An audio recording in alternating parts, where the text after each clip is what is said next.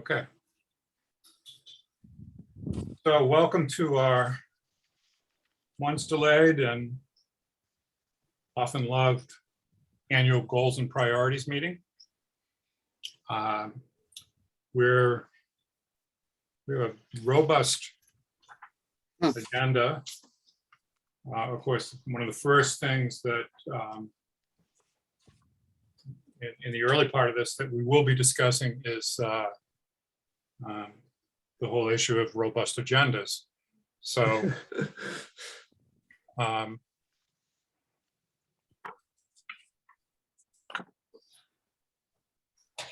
to make sure that everybody was able to open that goals and priorities spreadsheet and has a copy of it available to them.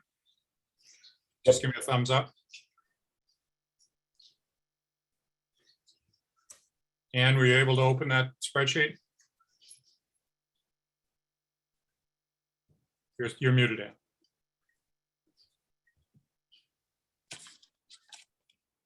Ann. I'm sorry, I kicked out from it. What did I open? Were you able to open that spreadsheet? Oh, the Goals and priorities? yes. Beautiful. Yeah, I got the spreadsheet. Okay. All right. Yes. So yes. we have, that's good. We have two agenda items. Review of the selectmen roles and responsibilities. And the second of discussing those goals and priorities. And Greg, do you want to make any comments about the selectmen roles and responsibilities? Well, I think it might be helpful just to go around the table, so to speak, just to hear how people feel meetings are going and how you feel about your own role as a select board member. It's been a very hectic time for the last 18 months. If we go back to when COVID started, it's been demanding. You've all put a tremendous amount of time into your role. You know, there's always opportunities to fine tune how we operate and what sort of procedures we follow. I think it might be helpful just to sort of go around the table and hear how people have felt about how things have been going in terms of meetings and the level of information you have coming from town hall. Is it too much? Is it not enough? Would you like it in a different format? How do you feel about sort of the priority projects that are underway? Would you like more involvement? Do you feel that you're on the sideline on some of our projects or not? Do you like how they're being managed? So I see it as a bit of a freewheeling. What are your thoughts on how things are going? Okay, so I'm going to keep this open. This is a more informal meeting than our typical meetings, and just I'm not going to speak first to this. I'll speak to it, but I'm not going to speak first to it. So anybody who wants to jump in.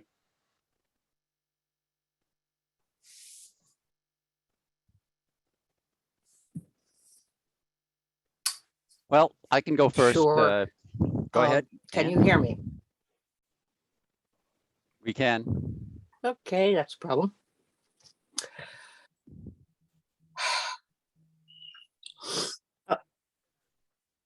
Oh, okay. Okay, here. My video is frozen, but apparently you can hear me. I find that when our meetings go after about 9:30, they become less effective. We're more likely to decide that something should be pushed to the next meeting, which makes the next meeting even bigger. And that's why I suggested that rather than meeting twice a month, we meet every other week. I think it's a bad idea to try and shorten the meetings by cutting off discussion when people still feel that they have something to say, because that makes us feel as if there's no point in coming. So that's my first take.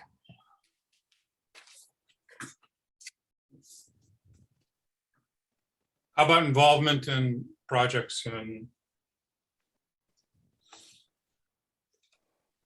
I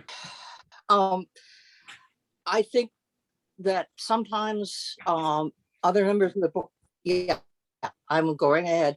Other members of the board of selectmen, other than the chairman, occasionally hear of things going on in town that we ought to discuss, and I would like to see us have some way of getting them on the agenda without waiting for a meeting, bringing the topic up in the general discussion. The open meeting rules make it very difficult to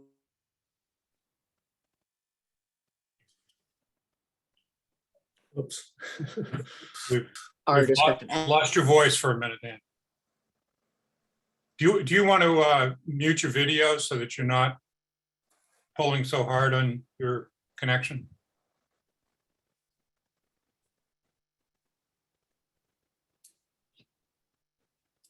Can't hear you.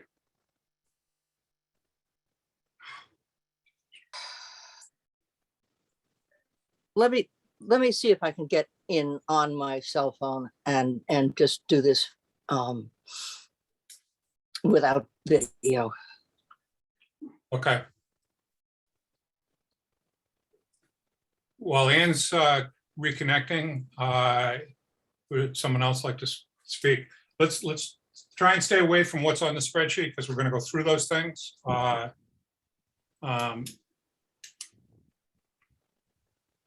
Any other comments in terms of what it's been like, Mr. Round, for you so far? Sure, sure.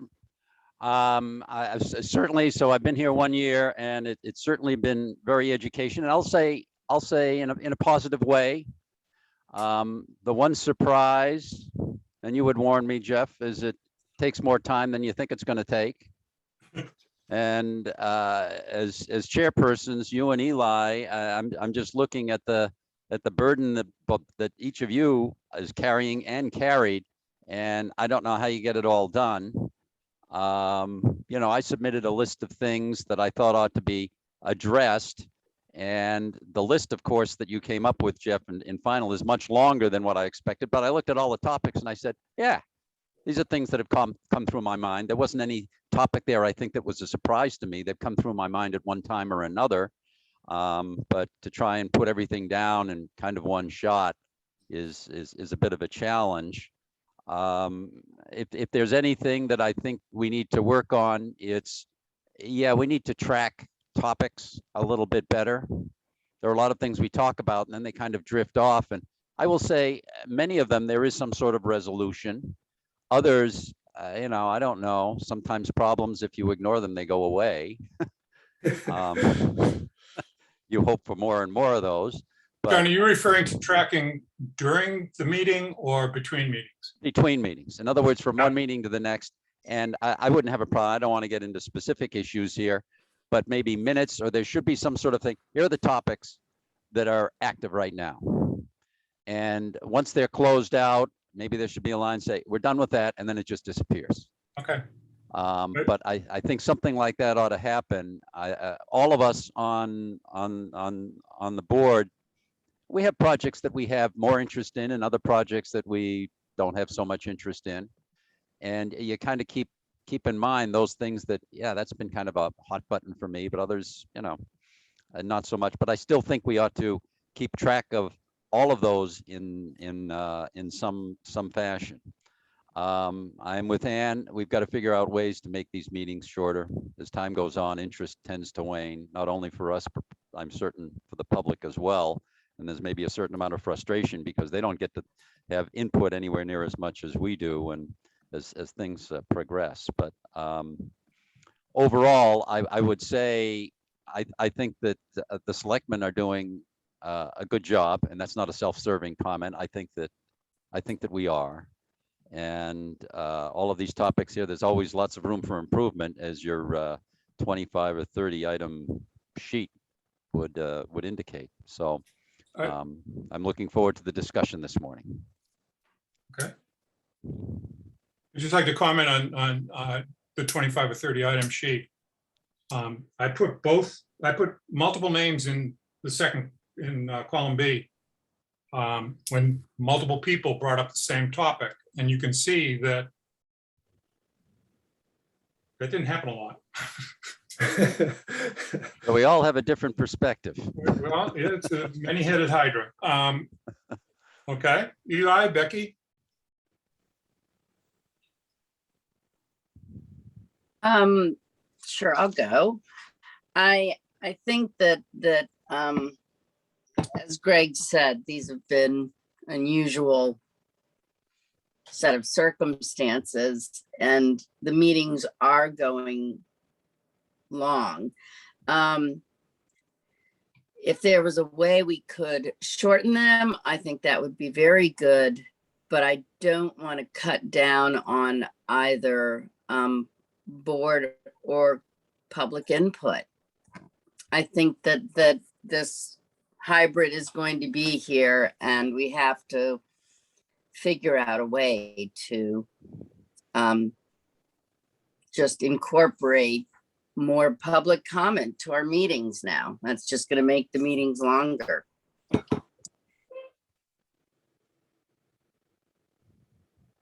okay, Everything else is on the spreadsheet, as is that.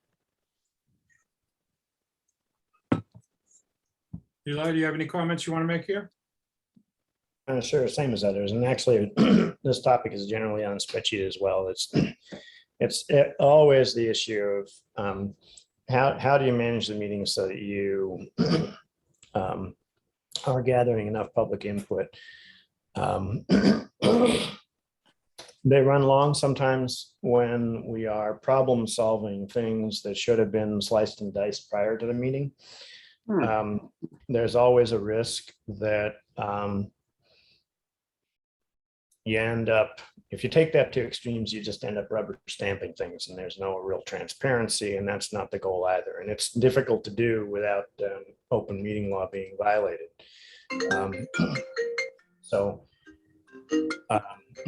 But there are times when, certainly times over the past year, when I brought things to the meeting where the topic wasn't sufficiently vetted, and we just ended up asking a ton of questions and problem solving things in the meeting that should have been anticipated and prepped so that we didn't waste everybody's time. That's hard to do, but I think it's important. And it's amazing how little topics seem really innocent, and then you get into the meeting and they blow up on you. And that has happened to me numerous times. And by blow up, I mean just things you didn't anticipate were issues with them. Questions arise that should have been addressed. And if we thought a little bit more deeply about them before putting them on the agenda, we'd have been okay. Anyway, other than that, it's kind of hard to gauge this past year. The past year was so anomalous that you just throw up your hands and say, well, we did the best we could. And yeah, so and that's all I have to say for now. Okay. Hang on one sec. I'll be.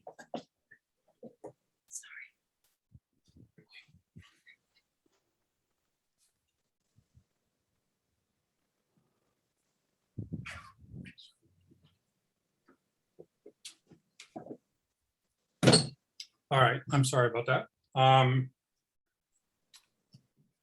The last point that you made, Eli, of vetting things before the meeting and open meeting law is a tightrope to tread. And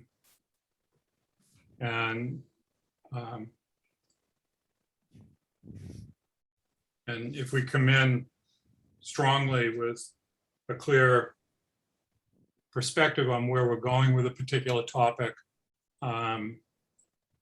we get feedback that we're not being transparent, decisions are not being made in the meetings.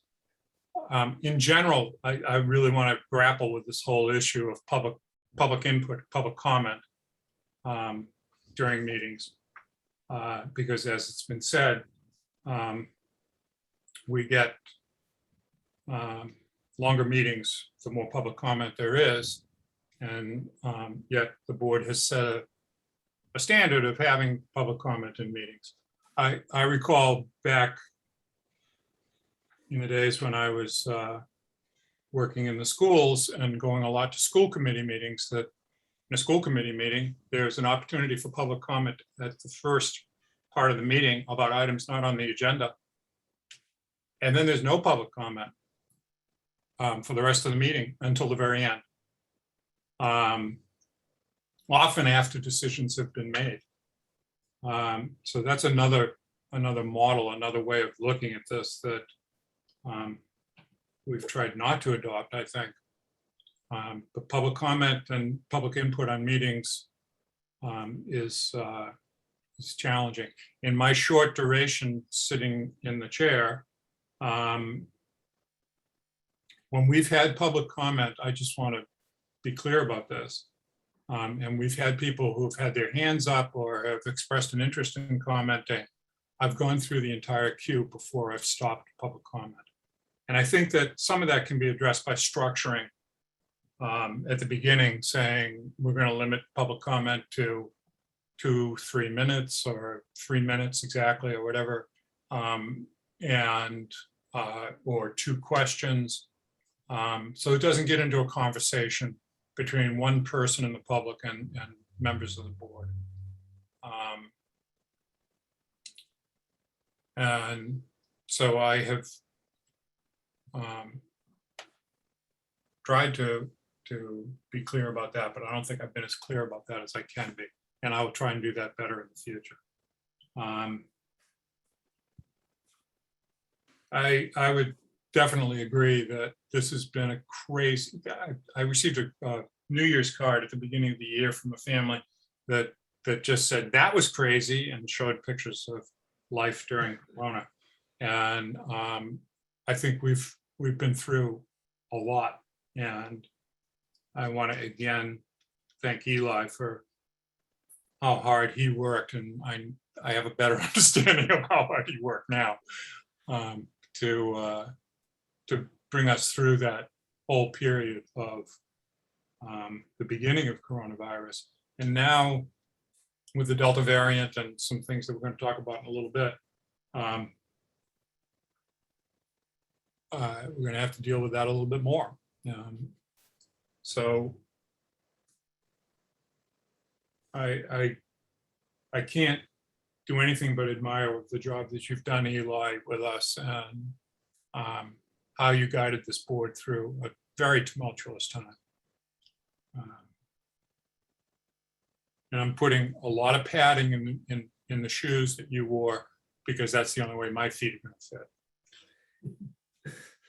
Okay, so let's grab this, and I broke this down into process and procedure, status updates, and new initiatives. I'm hoping that we're not, as has been commented in this introductory part,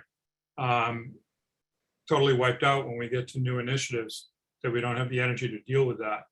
I'm also hoping that this meeting doesn't spill over into another meeting. Let's try and keep our topic, our comments close to the topic, or if it's going to incorporate another topic, let's agree that we're incorporating that as we go along. I don't want to cut off discussion. Input is important here, but let's take a look at some of the process and procedures issues. And the first one that I'd like to bring up is Ann's comments about meeting frequency. Meeting every other week poses a problem. It's kind of what we do now, except there's 13 weeks in a quarter. So when that 13th week comes around, there's 3 Mondays in a month, and that would throw us into a schedule of having 3 meetings in a row, Monday, Monday, Monday, because we cannot push out the alternate meetings on Monday nights. Planning board meets, I believe, on 2nd and 4th Mondays. So it may come around that we're scheduled to have that Monday, 3 weeks in a row when I don't know. Jeff, if I may, Sure, go ahead. alternate weeks doesn't mean Monday. It means Monday, not Monday, not. I understand, Ann, but what I'm trying to say is when you get to that month that has 3 Mondays. 5, you mean like August, 5 Mondays. Yeah, The I'm month sorry. has 5 Mondays. Yeah. I'm saying 3 Mondays that we would be meeting. I'm sorry. Like August. Then Yep. our next meeting would be on September 13th. And that's when the planning board meets. Understand.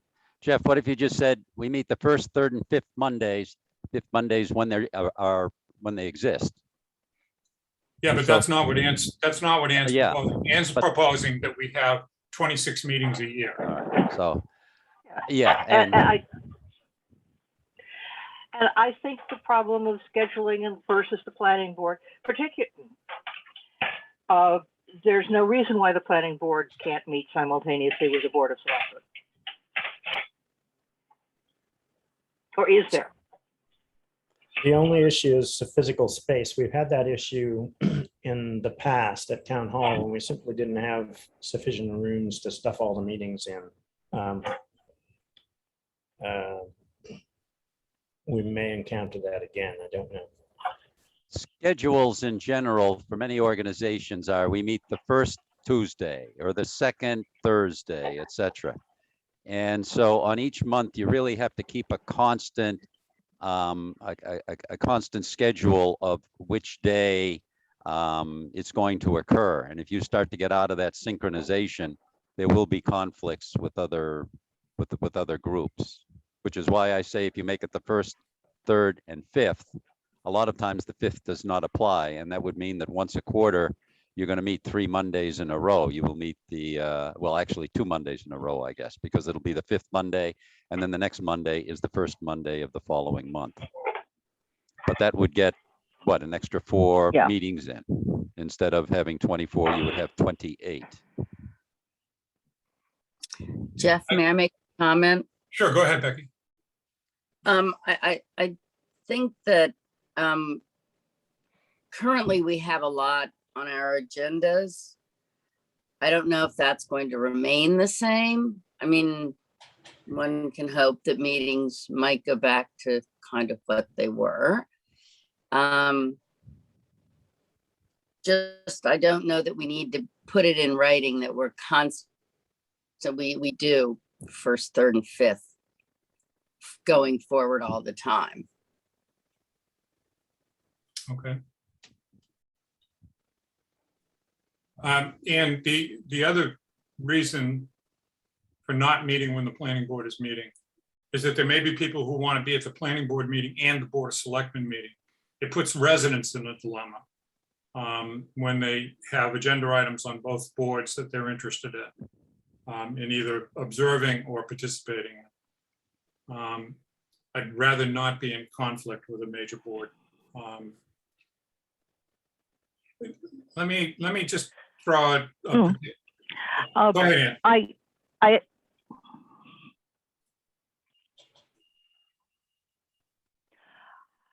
was just going to say that when I was on the finance committee, we had a distinctly uneven load over the year. And in some months we met every week, and in other months we met once in the month. And we managed to find rooms and flexibility. And I'm surprised that it's so difficult here.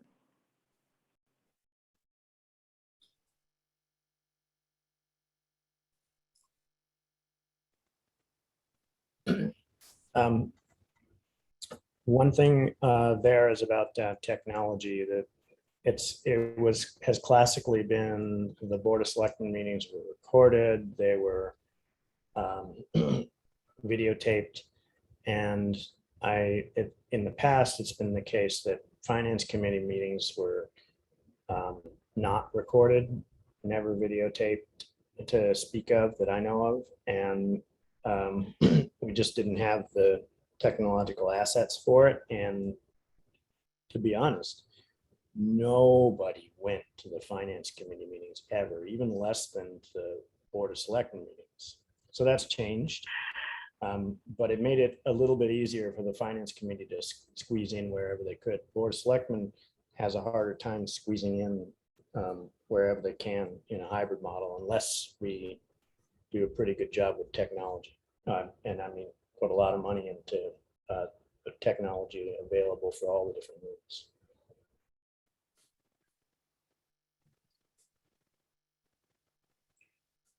Greg, is there a regular set of meetings that happens on Thursdays? We often jump to Thursday when we have to have a second meeting. So there are different boards that meet Thursday, but they are not as regular. So the Thursday night CPC has met on Thursday nights, though not always Thursday. John, when has the HDC been meeting? Have they been doing Thursdays? That's Thursdays. That's the fourth Thursday. That's correct. Fourth Thursday, yeah. So there's a couple three boards that may occasionally meet on Thursday.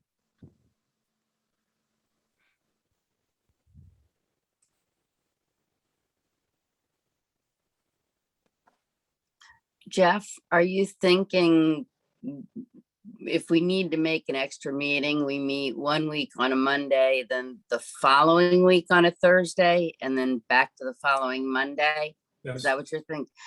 That there, yeah, that I think that might make more sense than trying to do 2 meetings in 1 week when we have a heavier agenda.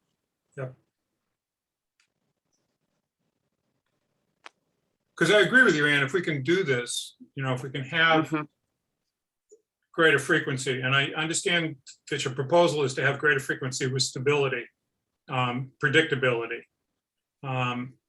I just am concerned about putting the public in a position where they have to choose between committees that they're going to attend. And I've gotten that feedback previously. In regard to long meetings, my initiation into the Board of Selectmen was a meeting that didn't get over. My first meeting didn't get over until 11:20 a.m. And while I don't want to wish that on anybody, that sticks in the back of my mind. And when we've edged up towards that, I've wanted to get the meeting over really quickly so I could hold the record, along with the other members of the board who were there. I'm just kidding, but so is it reasonable to try and think in terms of I don't want to make the decision on the fly in a meeting where we say, we've got too much on the agenda, we're going to have to cut this right here and go to a meeting on Thursday, the 12th or whatever. I don't want to make that on the fly. I'd rather have it planned that the board is doing this portion of this agenda on the first Monday and this portion of the agenda on the Thursday, and that those are the published agendas for those meetings. But that we as a board look at upcoming agenda items and try and move them in that way. Or to separate out things like the public forum on dispatch so that we can have a free discussion of that, and that's our single agenda item for a meeting. I'm trying to get a flexible idea of how this could work without creating chaos. Any thoughts about those? I think having our public forums, whether they're dispatch or trees, on alternate Thursdays sounds very desirable. It would let us get to that first. So yeah, the idea of having a regularly scheduled Thursday meeting once a month and putting things there that we expect to be serious discussion from the public sounds just fine to me. Okay. I'm hearing regularly scheduled, and that's an interesting idea. Public forum 4E for I don't know. Our public forums are sometimes few and far between, but I like that idea, Anna, if we could do it on a regular basis. And then other committees could plan around that. You know, if HDC is meeting the last Thursday of the month, we would avoid that. And we could figure out which other committees are meeting at least somewhat regularly on a first or second or third Thursday. We probably would try and go for like the second Thursday of the month so that we're not meeting back to back to back. Just a random thought that occurred to me. I think the planning board is probably going to have quite a lot on its agenda in the coming months. And going back to my alternating Mondays, if we meet one Monday, they meet the next Monday, and so each of us gets a few more meetings and more time to deliberate.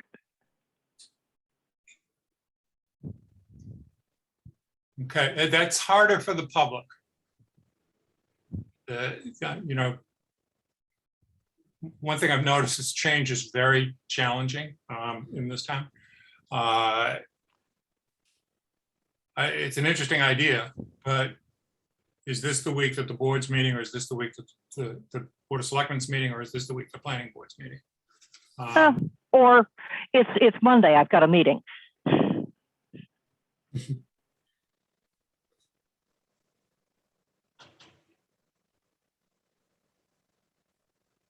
Okay, so let me get, I don't want to necessarily vote on this, but let me get a consensus and I can explore that with Ron. Let me get a consensus of our board, whether we would want to do alternating Mondays with the planning board throughout the year, or whether we'd want to pin down the second Thursday of the month as an opportunity to do public forum and or bulky agenda items. The thing that pushed the meeting, that first meeting that I mentioned that I went to, was 2 hour plus dog hearing. Yeah, so after we did 1 or 2 of those, we came to the conclusion that if we ever had a dog hearing, it should always be separate. And so never again would I have posted a dog hearing along with any other agenda item. Yeah. And I think in general, the notion of doing that with the public forums and just as a sort of matter of policy, saying that that's going to be on Thursdays is a good thing to do. Aiming for the second Thursday or some reasonable Thursday as a sort of a standard to keep it fixed is also a good thing to do. And I think I would start with that personally to see if we can use that to reduce the length of the meetings and see how it goes, rather than also trying to simultaneously restructure the the Monday meeting schedules. Okay. What else besides trees and dogs and currently public safety have we done public forum on? We've done it on complete streets. And other issues related to like the town common. So infrastructure. Yeah, project-based. So we had multiple public forums essentially when we were doing the intersection discussions. They Yeah. always ran long, very long. Yep. Okay. Right, Jeff, I feel strongly that we ought to keep the first and third Monday slots with, as it stands with our meetings that way. People are used to that, and to start moving it around and then all of a sudden it winds up being a second and fourth Monday or whatever, I think is pretty confusing. Yeah, the Thursday thing, I think forums should always be separated out. I know that the last forum we had, there were some notes or letters that came in that said it was very difficult to predict. There were a lot of people that just wanted to come in and sign into the forum, and of course schedules do not necessarily work out. And I think our forum started, I don't know, half an hour to an hour later than expected, and people were a little miffed about that. So I would always have forums on dedicated nights, and Thursdays are fine. And or if there's too many agenda items, make an extra meeting that on a Thursday. But I certainly don't anticipate that every Thursday or most of them would be taken up with selectmen business of one sort or another, either forums or otherwise. But people should be aware that at any Thursday, something could be scheduled. So do we want to pin down a particular Thursday that we reserve for our forums, that like second Thursday, to give other boards an opportunity to plan around us? Can I suggest that we don't try to pin that down right now, that we just reach consensus and then Yeah, move on. pin down as an administrative thing and then address as an agenda item in the future meeting for finalization? Okay. Eli, Just- Go ahead. Becky? I was just, if you could say that last bit, Eli, once more about who would make, clarification on who would make that determination. We take Greg and a volunteer board member to come up with some proposals and solutions, choices for which Thursday and why, and present that for ratification to the board. Okay, thank you. Because otherwise, we're going to problem solve this now, and it's 9:40, and Yep, we're on. yep, I got it. I understand. So is there a board member that wants to work with Greg on that? I'll work with Greg on that. Can I just offer the idea that we may need to do something like the second Thursday after the first Monday, so as to avoid Monday, Thursday meetings in the same week?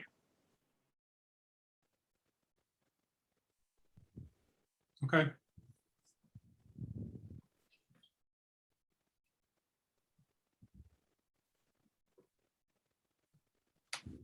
Okay. You mean like in September? Speaking of which, well, no, let's keep going.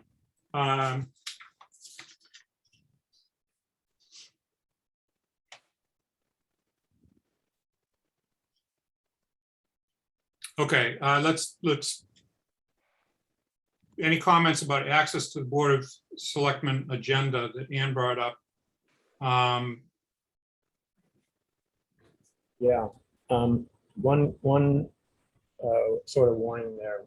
The agenda packets oftentimes, frequently include information which is not something that would be a public record, shouldn't be publicly available. So personally identifying information, for example, for liquor manager, change of liquor manager licensing. Those contain sometimes copies of people's driver's licenses, and we can't post that stuff on the web. Hold on, Eli, you're referring to the item that's at the bottom of the process and procedure. I'm referring to the first item, access to BOS agenda by board members. So this is board member input into BOS agenda. Oh, I'm sorry. Never So, mind. and we'll come back to that shared board meeting information in just a moment. I'd like to wrap up this section, by the way, by 10:05. So we can move on to status updates and new initiatives if we can.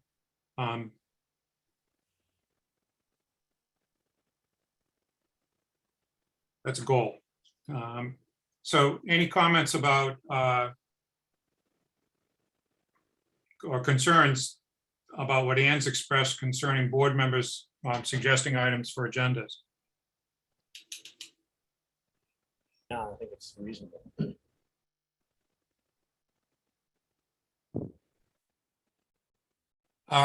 It's never been my thought that board members didn't have that opportunity.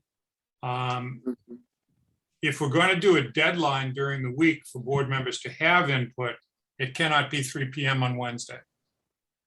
Having gone through the problem of having to cancel a meeting because an agenda didn't get posted in time, Greg and I are trying to have our conversations on Wednesday and make sure that we have the agenda put together by Wednesday. And then anything that's necessary that comes up after that time that we've put the agenda together has to be done by first thing Thursday morning. So it gets posted before, it goes to get posted before noon on Thursday. It has to be posted by 5 o'clock on Thursday. What would you suggest then, Jeff? I mean, except in extraordinary circumstances, if we could do it a day earlier, that you have your comments in by 5 o'clock on Tuesday, that would be workable.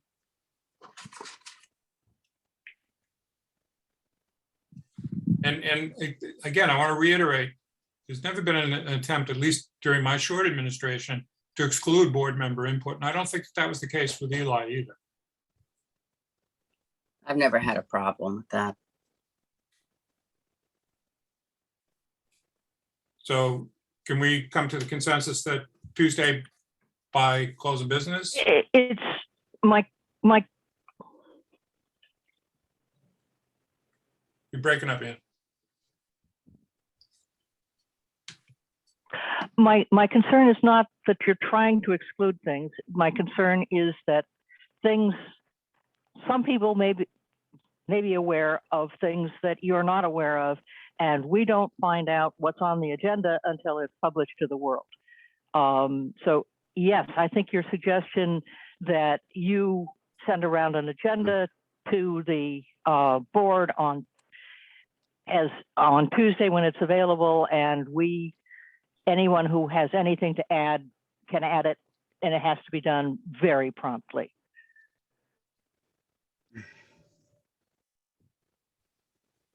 Well, the difference between the draft agenda and the final agenda, Ann, is often considerable. Greg and I go over the draft agenda on Wednesday, and then we put in items that we know have to get into that agenda. I see what you're saying, but I don't want the agenda process to become too cumbersome either.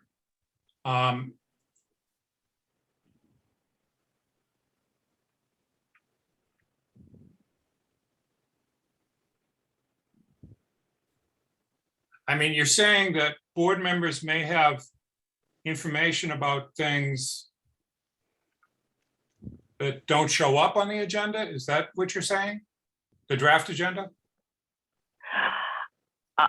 I'm saying that, yeah, that there may be topics that don't get on the agenda because they haven't got to the attention of the people who put together, the two people who put together the agenda.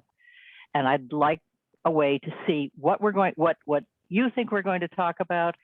And if there's something that one of the rest of us thinks is important and should be on the agenda, that there should be a way of putting it on.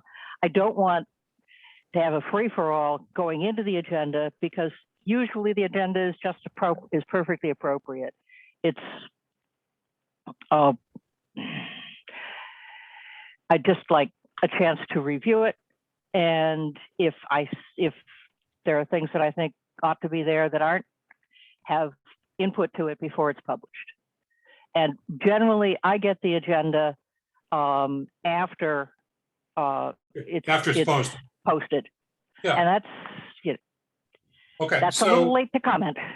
all right, so, And I can make a recommendation, I think. oh, My recommendation would be, yeah, you can go ahead and pass around the draft agenda with the presumption that the purpose of that is for board members to note what they think are significant omissions. Not so that they can suggest alterations or changes or restructuring of it, but see if something was missed that they think ought to be on the agenda. With the understanding that the chair may, at their discretion, move those things around, but at least the board has the ability to give some input if they think something ought to be on that wasn't, and limit it to that. That doesn't result in a free-for-all. It Yeah. gives everybody an opportunity to say, hey, there's something I know about that got missed, and everybody still has the understanding that the chair and the town administrator moderate the result to generate a reasonable agenda. but Well, what is I would say- the process now? Greg, do you put the agenda together and then send it to the chair and then say, hey, we're going to talk about this in, I don't know, tomorrow or in a few hours? Right, so Sonia and I will put a draft, Okay, and then we share it with the chair reviews it with me, and we finalize it. all right. I would be okay with this. I do not want to add to the process. I think everybody's life is complex enough. That's just an email you're sending out to Jeff, and all you're going to do is copy 6 other people or 5 other people. And except he doesn't send out an email. We Oh, he set does a not. meeting on Wednesday, and I sit down and see the draft agenda then.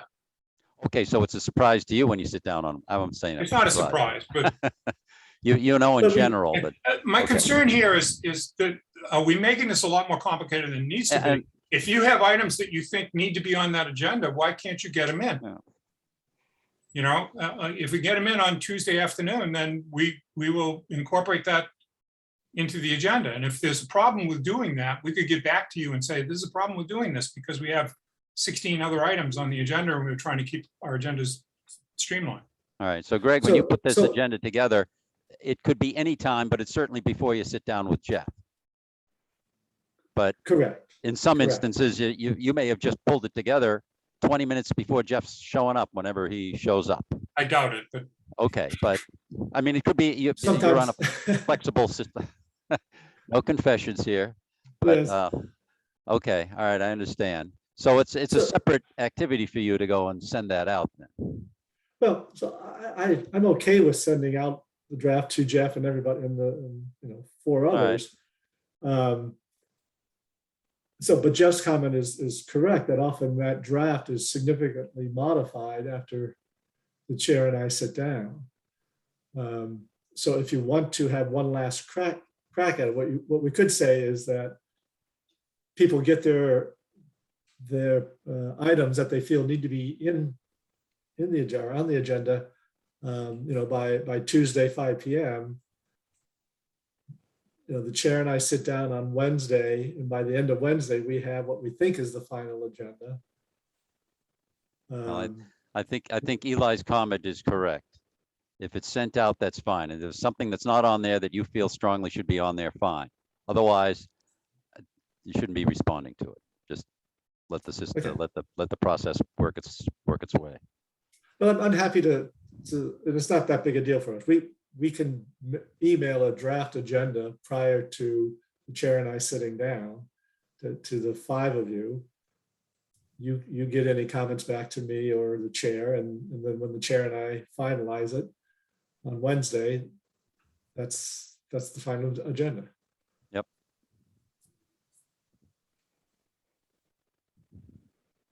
So when would that email go out, Craig? So that would go out before noon on Wednesday, assuming we're meeting in the afternoon.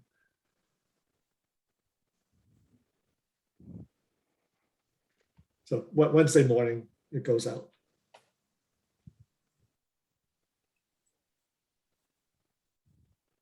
It just sounds I would to me- also, go ahead, Becky. I was just going to say, it just sounds like it's complicating the process when, how often are there issues? I would agree, and I would like to see, again, that you get your comments about what you would like on the agenda into the office by Tuesday afternoon. And Greg can then, incorporate those into the draft agenda, or, but if we're missing anything, then please let us know. But I don't want this to be like these conversations. I don't want it to be like sausage. The agenda has got to be coordinated by the chair and the town administrator. And I'd like to understand where we've, failed to include something that you felt was a hot button issue in the agenda.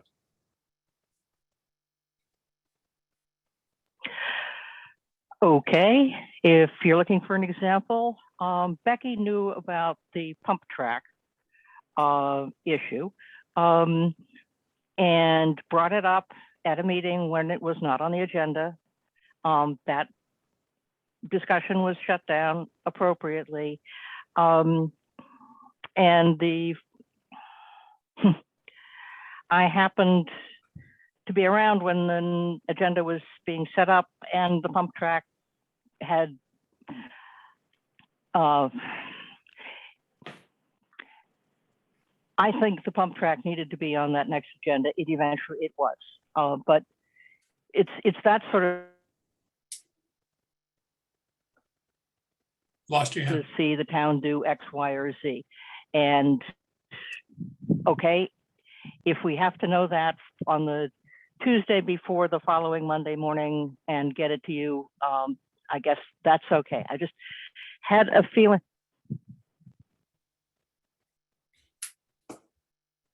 That's it. You had a feeling and then you disappeared on us for a moment. I wish I could. Yeah. I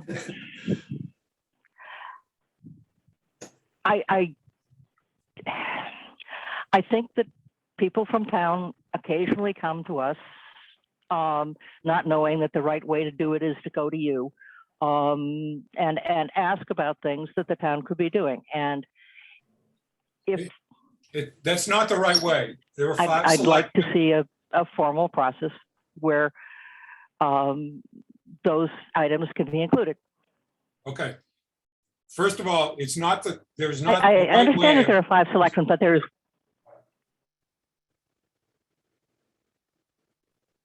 But there's, We lost.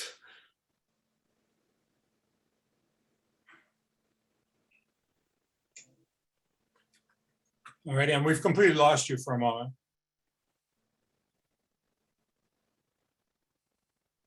I can hear you. Good, good, I can hear you. okay. Um, Basically, look, if somebody comes to you on Wednesday morning and says, you know, this is an issue, that doesn't mean that it's going to be on the agenda on the following Monday. I mean, the agenda has to get published on Thursday and before the close of business on Thursday. And I just don't want to be in that situation where we run all the way down to the end of the line, making sure we've got everything in that people who bringing up on Wednesday. If they haven't brought it up by Tuesday, fine. They brought it up, but it would go to the next agenda. Or if it shows up in this agenda and they didn't get their comment, then fine. Then we can do it in discussion because it's in the agenda. I'm just concerned that we're making a lot of deadlines to get an agenda out that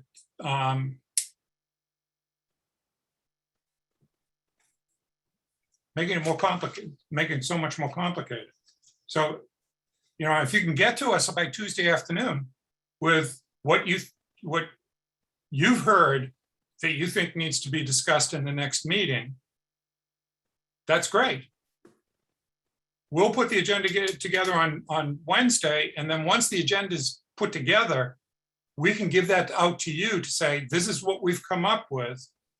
And if there's a problem, you have to get back to us right away. It can't be, oh, I didn't see this until Thursday afternoon at 3. You know, certainly we can make adjustments in the agenda right up to the point that it goes to Diane. But we need to give her and her office time to do the digital publishing because the agenda is published digitally. It's not published. The legal agenda is not published by putting it up on the corkboard in town hall anymore, which is something I found out. We voted a while ago to have it digitally published. So I'd like to suggest a process where you get comments to us by Tuesday afternoon close of business.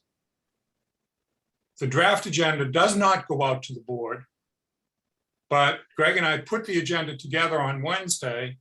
We publish the agenda to all of you to say, this is the agenda that we're going to publish Thursday. Please get back to us if there's something very critical that you think we've missed. Okay? Does that work for a process? Yeah. Does that feel like adequate access to the agenda? fine with me. Okay.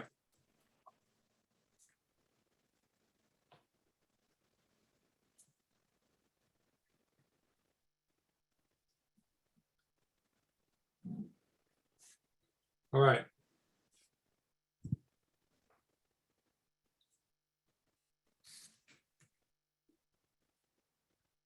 Okay, great. Let's keep moving.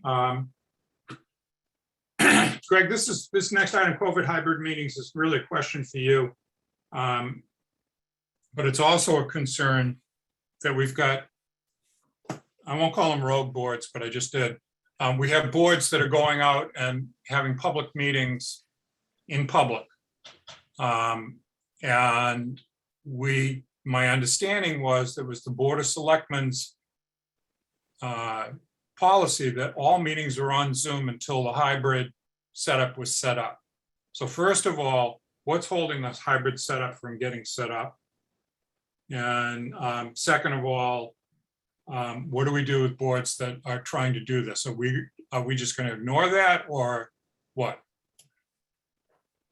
So we're waiting for the various equipment to arrive and to get set up. We're hoping that that's happening by the end of August. I can't guarantee it. The company that is doing it has said they will try to squeeze us in during August. So the earliest that you'll see a hybrid meeting is in September. But it may be, halfway through September before we're up and running. And is that for both rooms? No, that's just for room 5. And then getting room 7 so room 5 will be the one that will have hybrid and recording and telecasting via 1623 studios. We can do room 7 as not a broadcasting room over 1623, but it can be a hybrid room.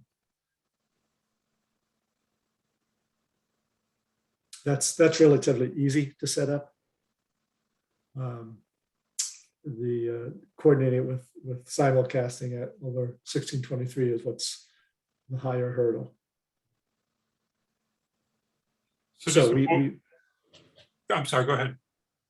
so we have had a couple, 3, 4 committees that, they say, oh, we never get any public, so we're going to meet at the Chowder House, something like that. And the one exception to that is ZBA, they had wanted to, or they posted a meeting. I'm forgetting the details now. So I think it stems, anyways, they will, starting in September, go back to online only until we have the hybrid room set up. Somewhat reluctantly, but they did agree to that. Okay, this also raises the question of COVID and, can the public come into these meetings that are in town hall? Or is it just that the board is going to be the people who are meeting? Well, so if the board is meeting in public, in person, we have to make it available to the public. We can say, if we have it set up that you can do it virtually, then the board can meet in person and the public meets virtually. But we're not set up for the hybrid yet, so. Yeah, no, I'm saying when we have the hybrid, Yes. We can insist that the public participate virtually. okay. Except when people are presenting plans and things like that, would they come in? So that's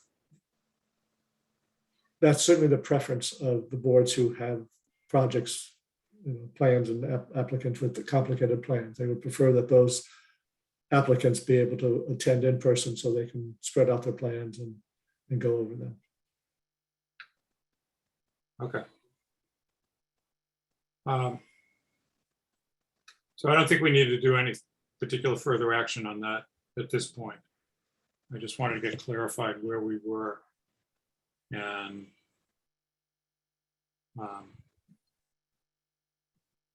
let's move on. Disclosing the town administrator's report.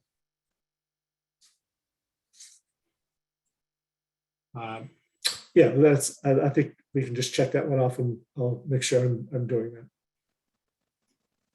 So I will so for Monday night, I listed the four topics that I hope to cover on the agenda.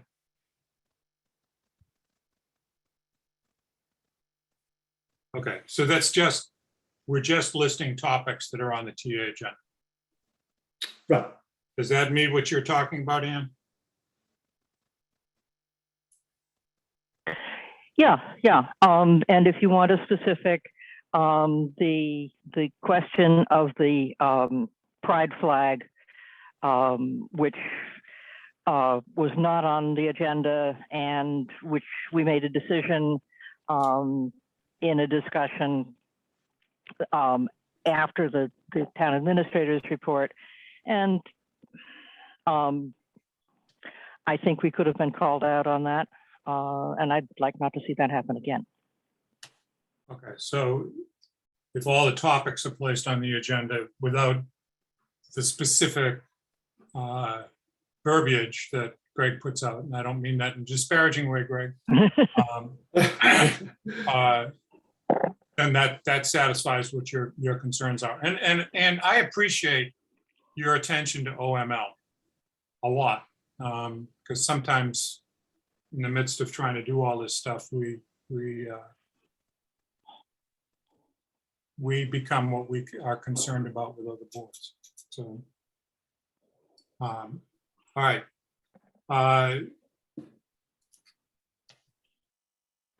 Yes, what's happening is fine. Thank you. Okay, good.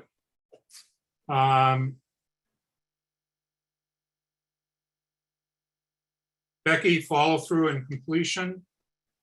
Yeah, I just, and what Ann just brought up, for example, the pride flag, you know, we talked about readdressing that and the flagpole. It just seems things come up that we say, oh, yes. And one goes way back, Jeff, to talking about the letters we get from the cable provider. And how, okay, someone wants to write, one of us is going to write a letter or follow through. And I'd like to see a more physical way of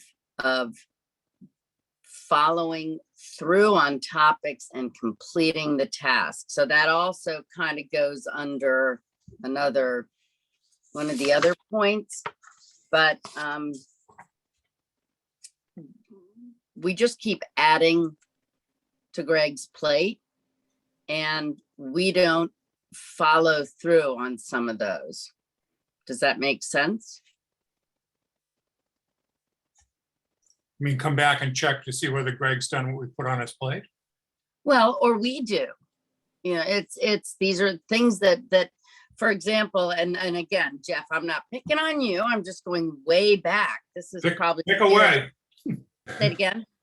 Pick away. That's the chair's job. Well, you're chair, not me. But thank goodness. You at one point with these letters coming in from Verizon, you said, all right, well, I want to follow up on this and I'm going to write them a letter. I don't know if the letters were ever written. I don't know if there was feedback on that. And these are, so sometimes each of us takes on a task ourselves. And is there a way to have a spreadsheet or something? And this is your project or task monitoring as well, but this is kind of a little smaller, just making sure that we are finishing up and following through. The pride flag is something that I had said, you know, I wanted revisited, not just for the pride flag. I don't like how that we handled that one, but in general, and just Okay. it seemed to have dropped. I can just, I don't want to get into it right now in terms of topic, but Greg and I have been addressing the pride flag issue. And any flag that any organization wants to fly, and have had meetings with Bruce Hersey, and we invited Hope Watbuchi several times to come to participate in a board discussion of the concerns that she had about that. So, and she just never responded. So Jeff, I don't mean to go down that rabbit hole. no, I know, but I just want to put out there that there has been follow through, and you're right. What we need is, you said that you were going to follow through on this. Where are you? Exactly. Any of them. Yeah. So we're going to have to keep a running list of meetings so that that can be done. Are we able to have? I'm sorry. No, I was just going to say to that end, is there any way that we could have sort of a spreadsheet or monitoring to which we have access without deliberation so that we're not violating any open meeting laws. So yeah, so there's ways to do that. It's sort of a read-only list. So the question is, in my mind, what are the parameters of this list? There are items that are limited to what is on the agenda, and or is it a more comprehensive list of all the projects departments are working on? So I'm just trying to get a sense of the scope of this list. We just lost Anne. Yeah, we did.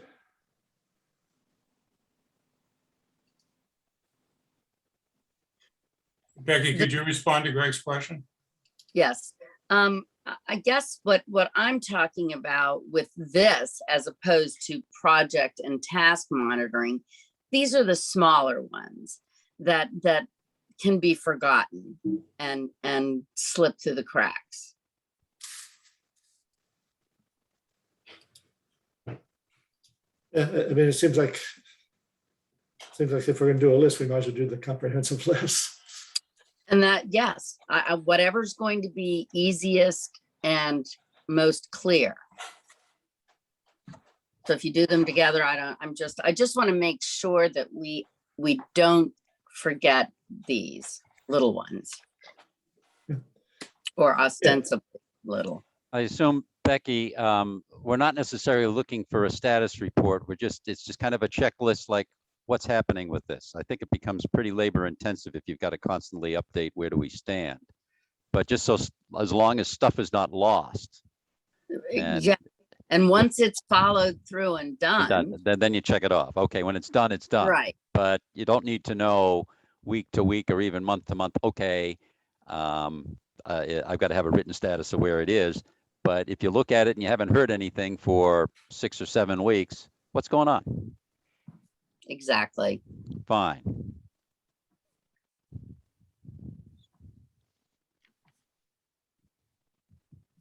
Is that Okay. Yep. helpful, Yeah. Greg? Yeah, frankly, this is something that I would have, we're in the process of trying to hire a new, project coordinator, and this is something that they could definitely help with. Well, You definitely. this becomes an agenda nightmare. So do we need to list, follow up on this, and this? We can't discuss it in the meeting now.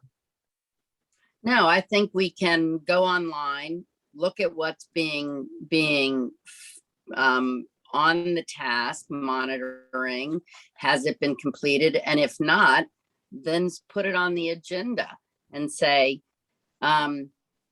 where are we with this item? Not Okay, that it, so you're talking about software that's available or a spreadsheet that's available to everyone on the board. And I don't know whether we would have to make that publicly available as well. not an interactive. It's not an interactive, not. I for understand, but deliberation. whether it's publicly available.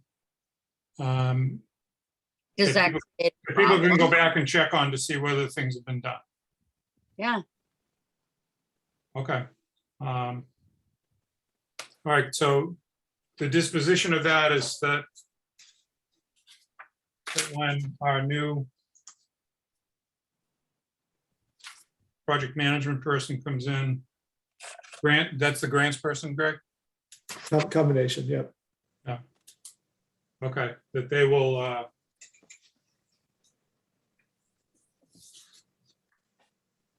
yes. And is there any harm in having that public? Whatever we can do for transparency that does not confuse issues can be helpful. I don't think, so first of all, I think one way of possibly making this a little bit easier to accumulate would be as simply as part of the minutes, so they were captured as action items. That would be sort of a natural flow, and then it wouldn't add a task really to anybody else. And then those could be moved off by the project managers just by reading the action item sections out of the minutes.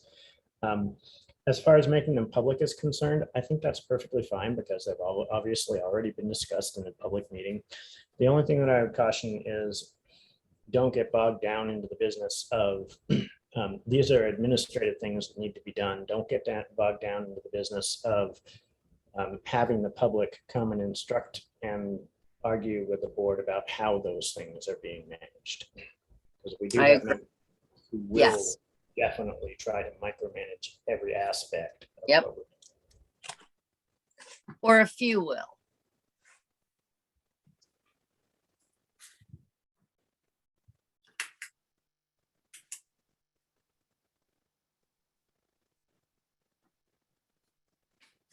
Okay.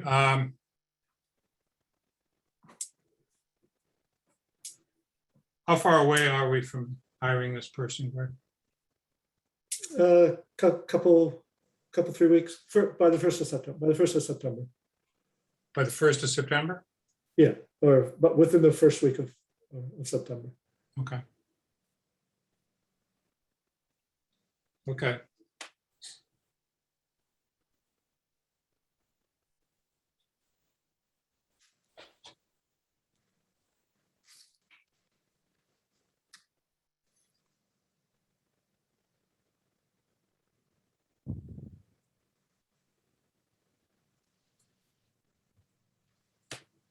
Okay.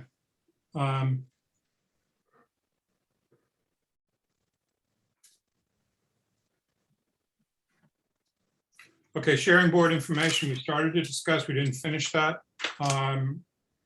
In terms of posting the board packet.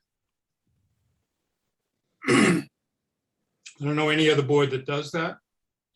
There are boards that other communities do post the agenda package.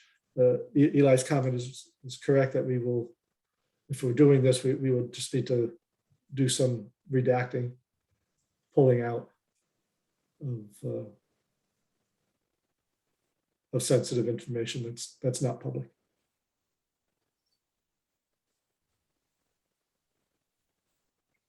Okay, so is that something that we can accomplish? It is, yes. And who makes the decisions about redacting? That's something that Sonia and I would do.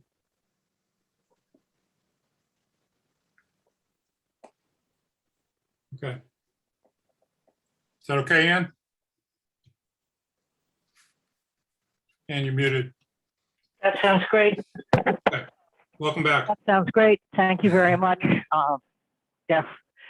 Every time the wind changes a little bit, my Wi-Fi drops. It blows the network cloud around. Yeah. Those radio signals are just really incredibly sensitive to the wind.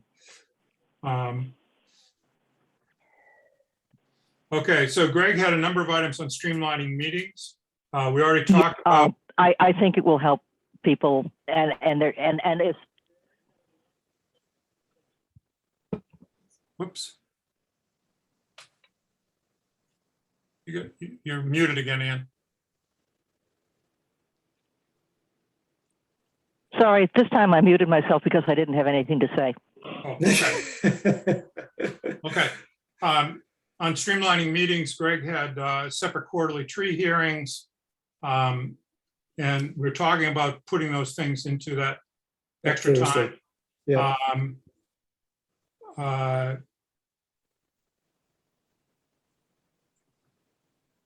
Having a committee to vet applicants. I was thinking the committees themselves should vet. I'm just trying to think of different ways. I mean, So that they would make a recommendation to us? correct, right. And filter them. I don't want the committees to filter the applicants.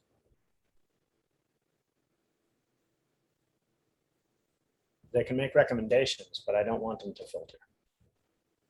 So we would then re-interview people? Eli? I think, yeah, we need to. The danger of having the committees filter the applicants is the committees can be self-constructing at that point. And Right, right. it's the Board of Selectmen's job to manage the makeup of those committees. And I'm interested in their feedback. I need their feedback, but I don't want the committees themselves to necessarily be driving their own construction.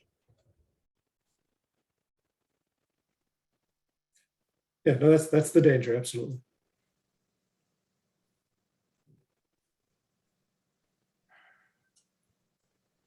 So do we want to open that door? I mean,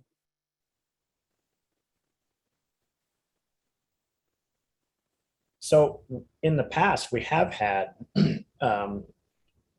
we've made requests a few years ago. The process was we had committee applicants go and attend a meeting of one of those committees that they were applying for, and talk with the chairs, and the chairs of those committees then provided feedback to us. And that process was very informal, and then it kind of stopped happening.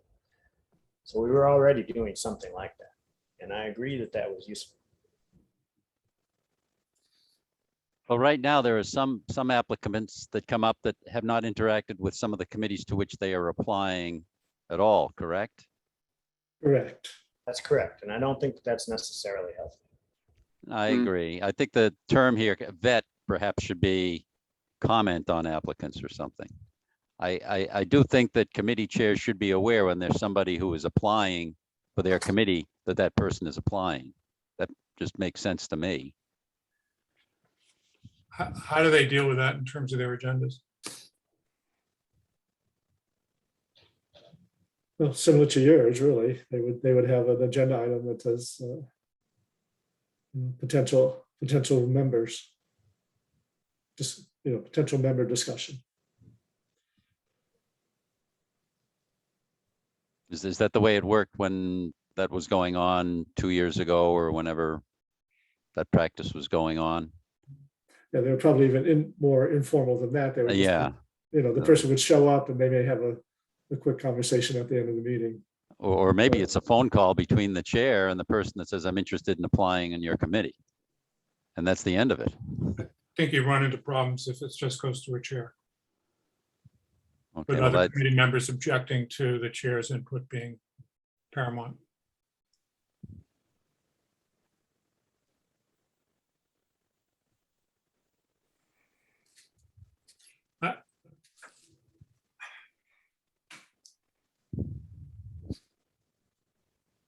I'm just looking at the whole timeline for all of that unfolding, and that How does that Next change time. and streamline our work with interviewing applicants? It actually doesn't streamline it so much. It could reduce the debate somewhat. If as part of the presentation to the board on the applicant was recommendation from a given committee, I think it reduces the risk of us assigning somebody to a committee where we would end up with an incompatible mix of people, or otherwise make an error in our assignments. I think it also allows, if an applicant actually attends a meeting and speaks with the board or committee, then, for those who really don't have an idea of what they might be getting into, that might also filter some if they realize that's not really what they thought it was, and it's not what they're interested in.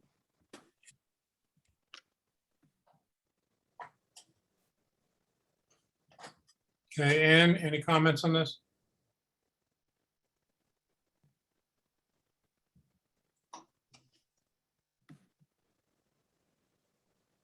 I agree with Eli. We shouldn't let them filter, but I think we have occasionally seen a candidate for a committee who has no clue what the committee is doing. And that didn't come out until fairly late in the discussion. I think having some exposure to the committee before we consider is a good idea.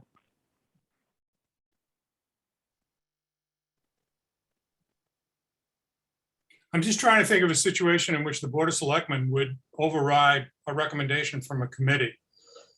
In light of what Eli was saying, we don't want the committees to make the decisions for us, because then they can become inbred.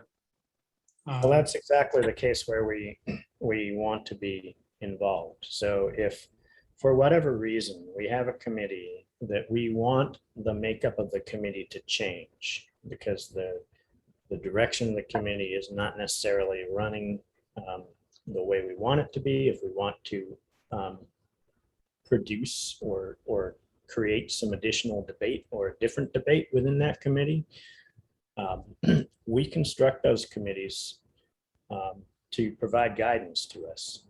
And we don't necessarily rubber stamp them. So sometimes we want the makeup of those committees to change, and that has happened. That has happened in the past. I'm not going to go and name the committees that we did that with, but there are occasions where we say, no, we need a little bit of change of tenor here. And if the committee wants to stubbornly resist that, they can make a recommendation that we would override.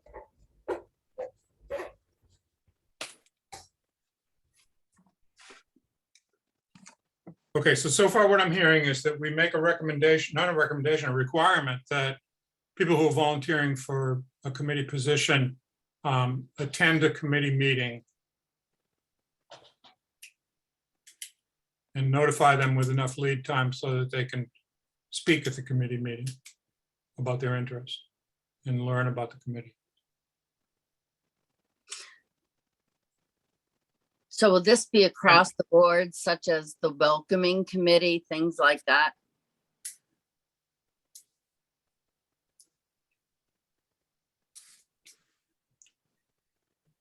What's your thought about that, Becky?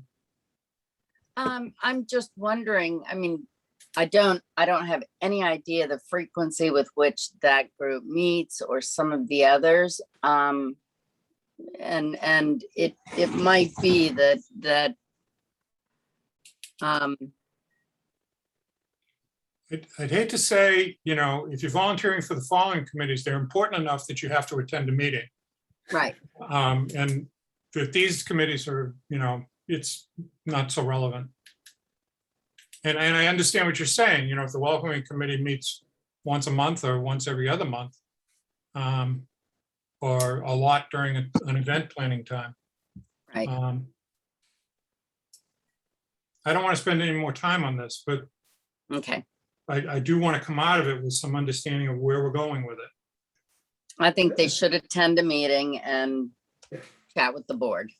I mean, if you want to maybe not be so heavy-handed, Jeff, you say they are encouraged to attend a meeting or something. I mean, there are some committees that are made that are composed of people who are affiliated with other organizations. For instance, the CPA, where you've got somebody from the finance committee and somebody from, various other groups. I'm not so sure that those people need to fall in that category because they're already active on another committee and they have to be part of this other committee as a result, or someone from their committee does. Do we appoint those people? Or do their separate committees appoint them? Are we I now? don't even know if those names come in front of us. You typically ratify. It's just, Yes. there are some nuances depending on the actual charter of the different committees, but typically you ratify. Okay, so we're encouraging the applicant to attend the committee, and for the chair to send comments or attend our appointment meeting and express comments. Is that what we're saying? Have we had chairs of committees attend our meetings where a potential member is? Yes, you have. Yes, I but I guess don't know we that have, they've but I ever, don't think it's I don't hadn't know been a that they've habit. ever addressed us, and it's a tough position to be in to say, well, you know, we've met both of these people and we think this one is far superior to the other one for the following reasons.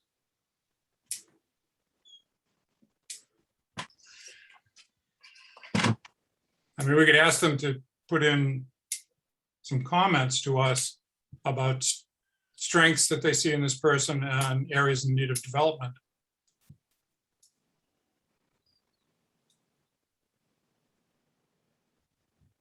Yes, no, move on. I think we do that.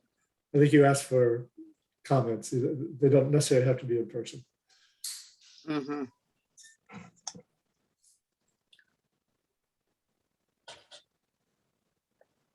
I agree with that. Yes. And then setting time limits for comments.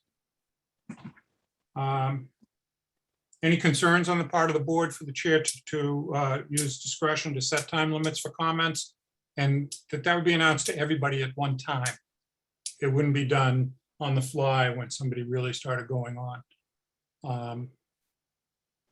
That's entirely appropriate. Are you saying a time limit per individual? Yes, Okay. either a time limit or a question limit. Because I think it. time should limits get be- tricky because if they raise a point and then there's a lot of discussion about that point, they may have run out of their time. Well, really, so if there's a lot of discussion back and forth between a member of public and the board, that oftentimes assigns as an indication that things are going the wrong direction. Because in my opinion, unless you are doing a public forum where you're gathering input, or unless the member of the public is specifically the subject of a matter before the board. So for example, somebody from Black Earth regarding the Black Earth project. If a member of the public is providing a comment to the board or a question to the board, then they should do that and the board should address it. But if you get into a back and forth with the member of the public, it begins to become a member of the public participating as a board member debating the topic. And those things, there's a fine line to be drawn about when you should allow that. But those are the things which oftentimes make meetings go very long. So I would encourage using time limits or question limits to kind of put a box around it, to give an indication to members of the public that we're not there to have long discussions with members of the public on any topic that they want or any particular agenda item, but to give them the opportunity to give input and then allow the board to debate on.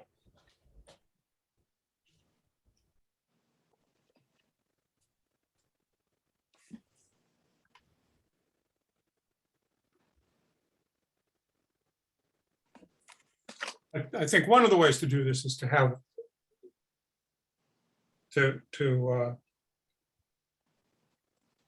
hold the meeting process to comments are addressed to the chair. And the chair can ask board members to respond.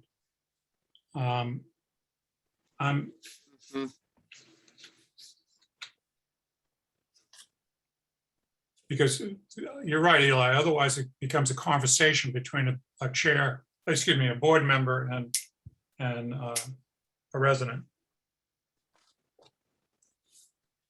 Or a guest speaker and a resident. It takes the chair and or the board completely out of it at times. Yes.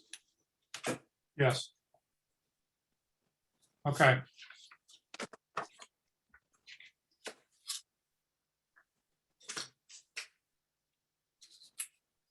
I think that might be an issue that a lot of people just do not understand. That all comments should come through the chair? Correct. Yes. And even on various boards and committees, they don't either understand that or adhere to that. Yes. But that's farther down the list too. It is. All right, so we'll try and address as chair, I will try and address these issues with framing it that public comment comes through the chair. And that we're going to try and keep the comments moving on. I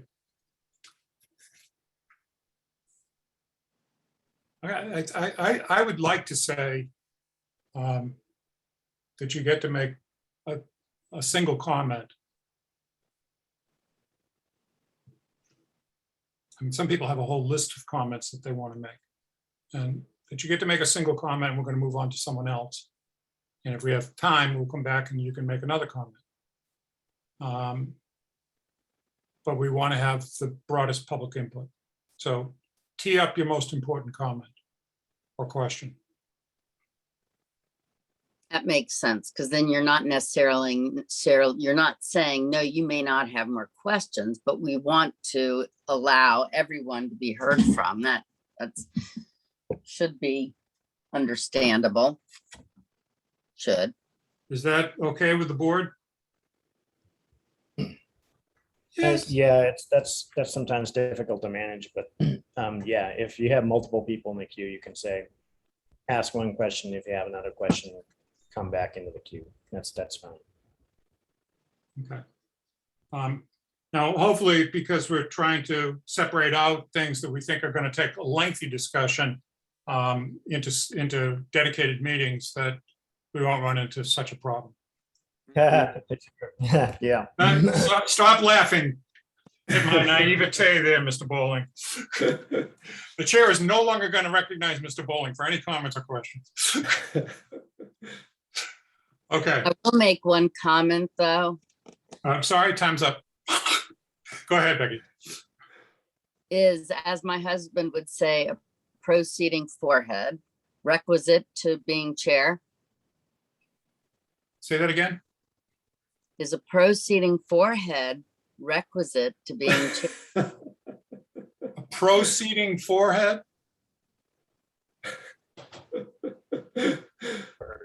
And does that apply to you, Becky? Might. I think that means that that anybody on this board could be the chair. All right. Correspondence. Greg sent out a memo on correspondence procedures after Greg and I had a discussion with town council about this. And I want to highlight a couple of things about this, but well, first, any reactions to the memo? I mean, this comes from, let me frame it up a little bit. This comes from people saying, my emails aren't being recognized by the board. And in the past, correspondence was primarily written, and the chair and the town administrator would go through and say which ones of these rise to the level that they need to be brought to the board's attention. Now we get email, and we get a lot of it, and the people who are writing it think that it all should be brought to the public's attention. There are ways of managing this in a general way. There was also a request to have all email correspondence posted on the website. So So- that's the frame. So go ahead. So I wonder if that's also to include all email correspondence between like members of the public and Greg related to a topic, or other members of staff and related to a particular topic. Because we have had people say, I want to know all of that information in the past. I think that I agree with the summations that came from town council. And I think that if we, emails that come from the public are in fact a member of the public, are a matter of public record, unless they contain certain confidential information that could be redacted. But there's transparency, and then there's the business of suppressing people's willingness to send email to the board because they know that their email, all the details of it are going to be posted publicly. Now, yes, we could limit their exposure by, for example, not saying who a particular email came from. I think that would get us into a different kind of can of worms, and I think it adds a lot of work to a staff that already has a lot to do. So I think I understand that the call for transparency. I also think that in some cases that call for transparency is a dog whistle for from certain people who think the board is just generally not above board. And I think that there are other ways of addressing that outside of posting every single email that members of the public provide to the board. So I'm not personally jumping up and down to just unconditionally post all email correspondence. I think it's a lot of extra work to do it reasonably. And I think it could actually suppress some people from sending us email in the first place. So I think we need to address the issue of transparency further. But I don't think that we necessarily should be doing it by posting every single email. And if we Comments do from other post members of every the board? do decide to post every single email, I think it should include, if on a particular topic, for example, dispatch, then I think it should include emails between members of the public and the staff. Comments from other members of the board? Yes, I agree with Eli. Partly because I think that a lot of the correspondence, while there is quantity, it's often from the same people. That's one thing. And it's not necessarily informative. It's just somebody's perspective. So it's not giving any great information that's of use to other people in the community to make a decision. Okay. John, Ann? You're muted, John. I think we do need to discuss this in a little more detail. I saw the email that a council sent out. I don't remember all of the details on it, but I know that there was a resident that was concerned about that. My concern is a general policy, which is what this gets to with correspondence, regardless of the topic. I mean, if you go back to the 40B project, we must have had 150 comments that came in, maybe more than that. It wasn't keeping count, but it was a lot. I get concerned if all of this winds up on a website, you wind up being another, mini Facebook for Manchester. It becomes a lot of clutter. It really does. So I do think that we need to look at this a little bit more. I do appreciate the comments that our town council provided in this regard, but we need to come up with the policy, because this is just going to come up again and again, maybe not frequently, but it'll come up periodically with people that want to do this. And I'm not sure there's one person who always says, and I want to make this a matter of record. And I know it is a matter of record when they send something in, but that doesn't necessarily mean it winds up on the town website someplace. And I agree with Eli's comment. If you start to make it either has to be kind of an all or none. And if you do, there are people that are just going to say, I'm not going to write in anymore. That's a problem. Ann?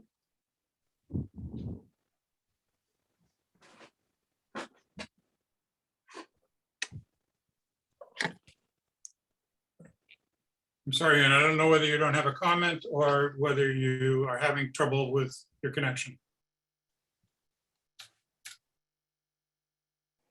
I guess there's no way of finding out the latter.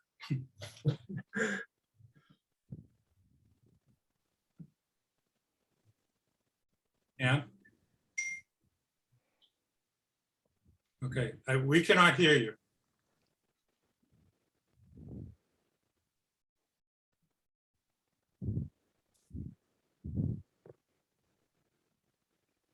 So I'll jump in while Ann maybe is trying to work on Go ahead, Greg. reconnecting.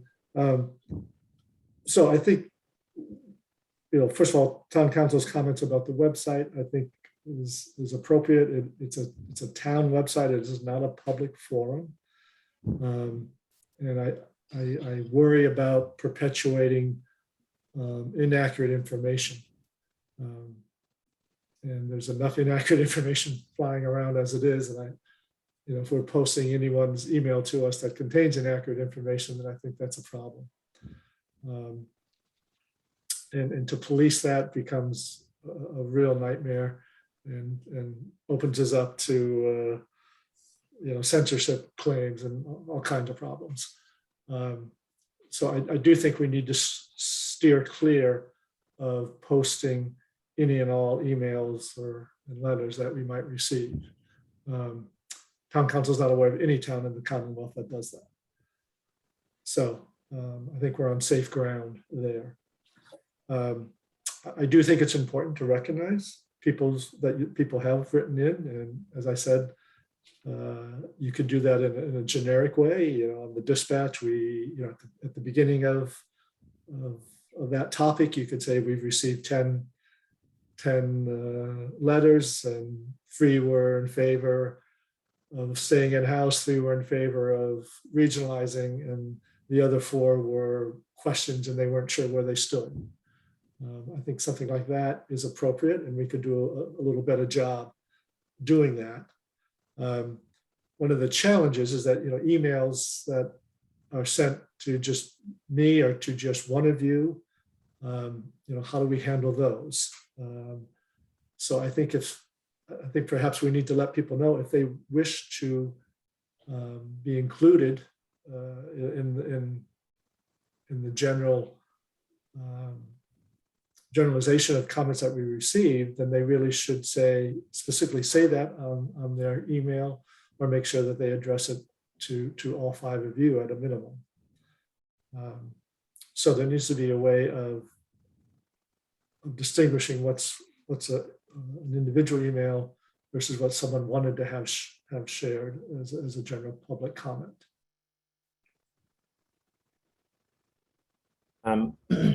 One comment about the summarization of communications. Yeah, maybe we could do that, but I'll also make the observation that it is the case that we have 1 or 2 members of the public who send in many emails on one particular topic. Yes. So if you count that one member of the public as having sent in, 20 different communications, I think it can be a little distorted. Right, so I think it would be fair to say that we've received, multiple comments from one individual. Or just say that, we've received a comment from an individual. I agree with you, Eli, that we need to distinguish between the very frequent flyers versus hearing from multiple people.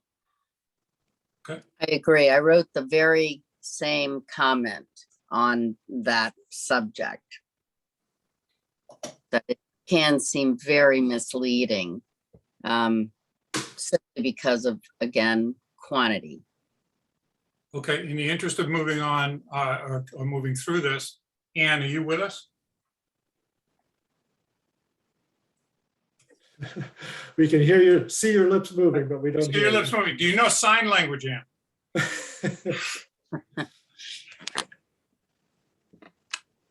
Nope, can't hear. Can't hear you.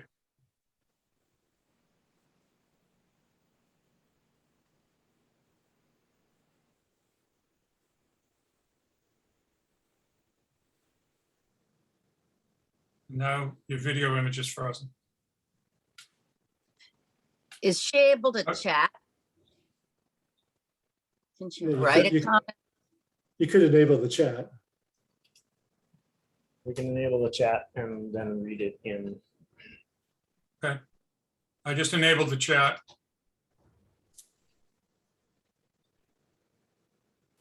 That's a little bit more cumbersome, but we would like your input, Ann. And on my end, are you unable to mute? I mean, are you unable to turn off your mute?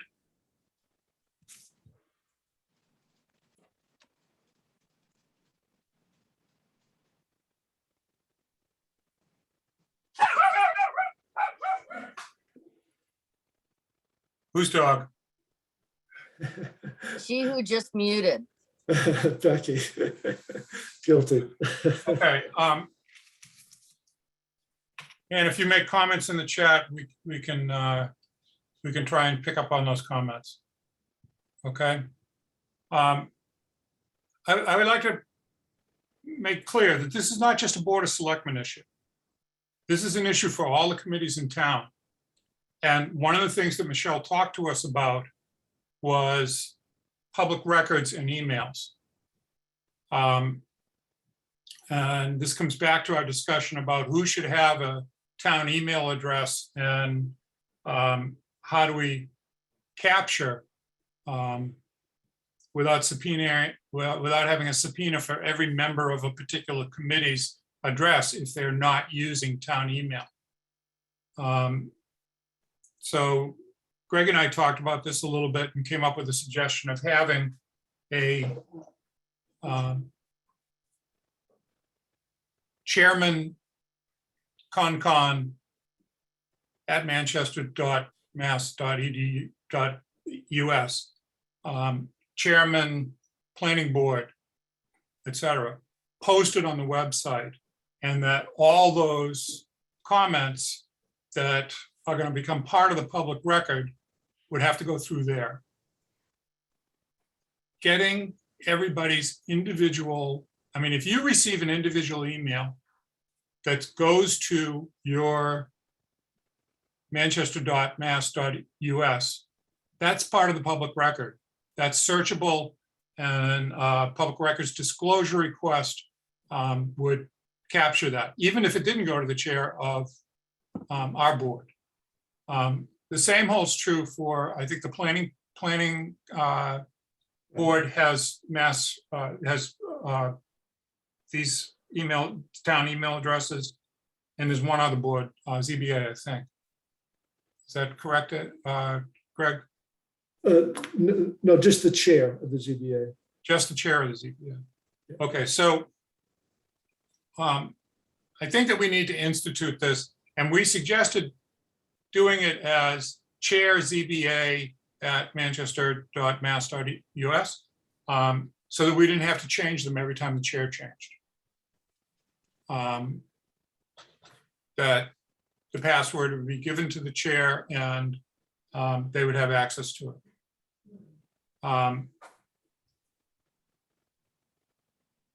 We would then have to request that if people receive individual through their personal email on those other committees, that they forward it to that chair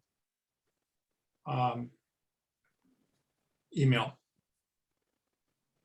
As far as the posting of comments, you know, I heard some ways that you thought we might be able to deal with that. I think that it's a nightmare and it's unnecessary. This is a communication device for the town, and it's public protected speech or government speech for First Amendment purposes. And we don't have the time, the energy, or the resources to moderate a forum. That's up to people on Facebook. So I don't see posting any emails. The person who made this comment, and I responded to it as if it were being posted on website, came back to me with an individual email saying, I think you might have misunderstood me. I'm looking for my email being recognized in correspondence, as with written correspondence that had been sent as a letter through the mail.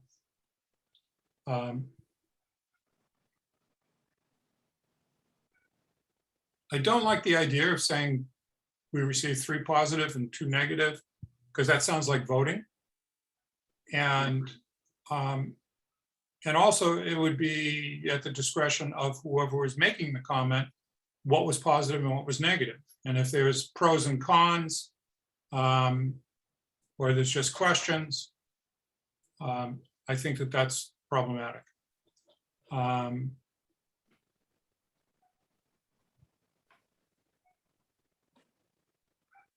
It would then be up to everybody on the board to get to me with things that you had received, or to get to the rest of the board with things that you had received individually. So that we could say who was, how many emails we received. My take on this is to say the board has received 15 emails from 5 individuals or 3 individuals on this topic since our last meeting. But that's really challenging to make sure that that information is accurate. And Ann made a comment on the chat. I think we should discuss this at a regular meeting. I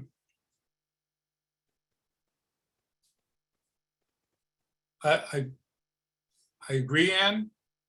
I'm not sure whether it's an agenda item or comments from the chair in response to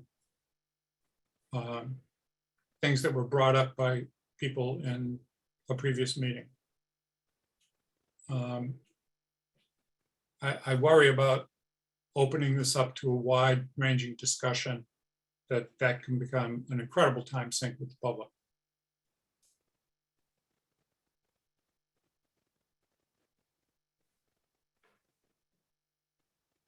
And Ann's comment on the chat is an agenda item to discuss it as our policy.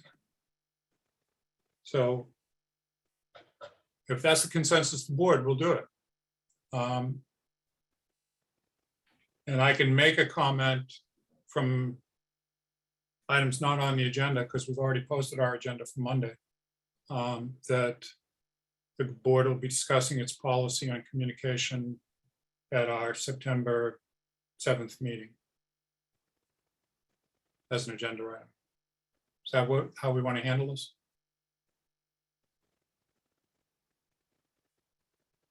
Okay, so in terms of bringing this beyond comments, so we're not making the sausage in the room, is it reasonable to say that our policy will be that that we recognize that the town website is a communication device protected as government free speech for the town to put out information to the community and not a public forum. And that we will recognize from the chair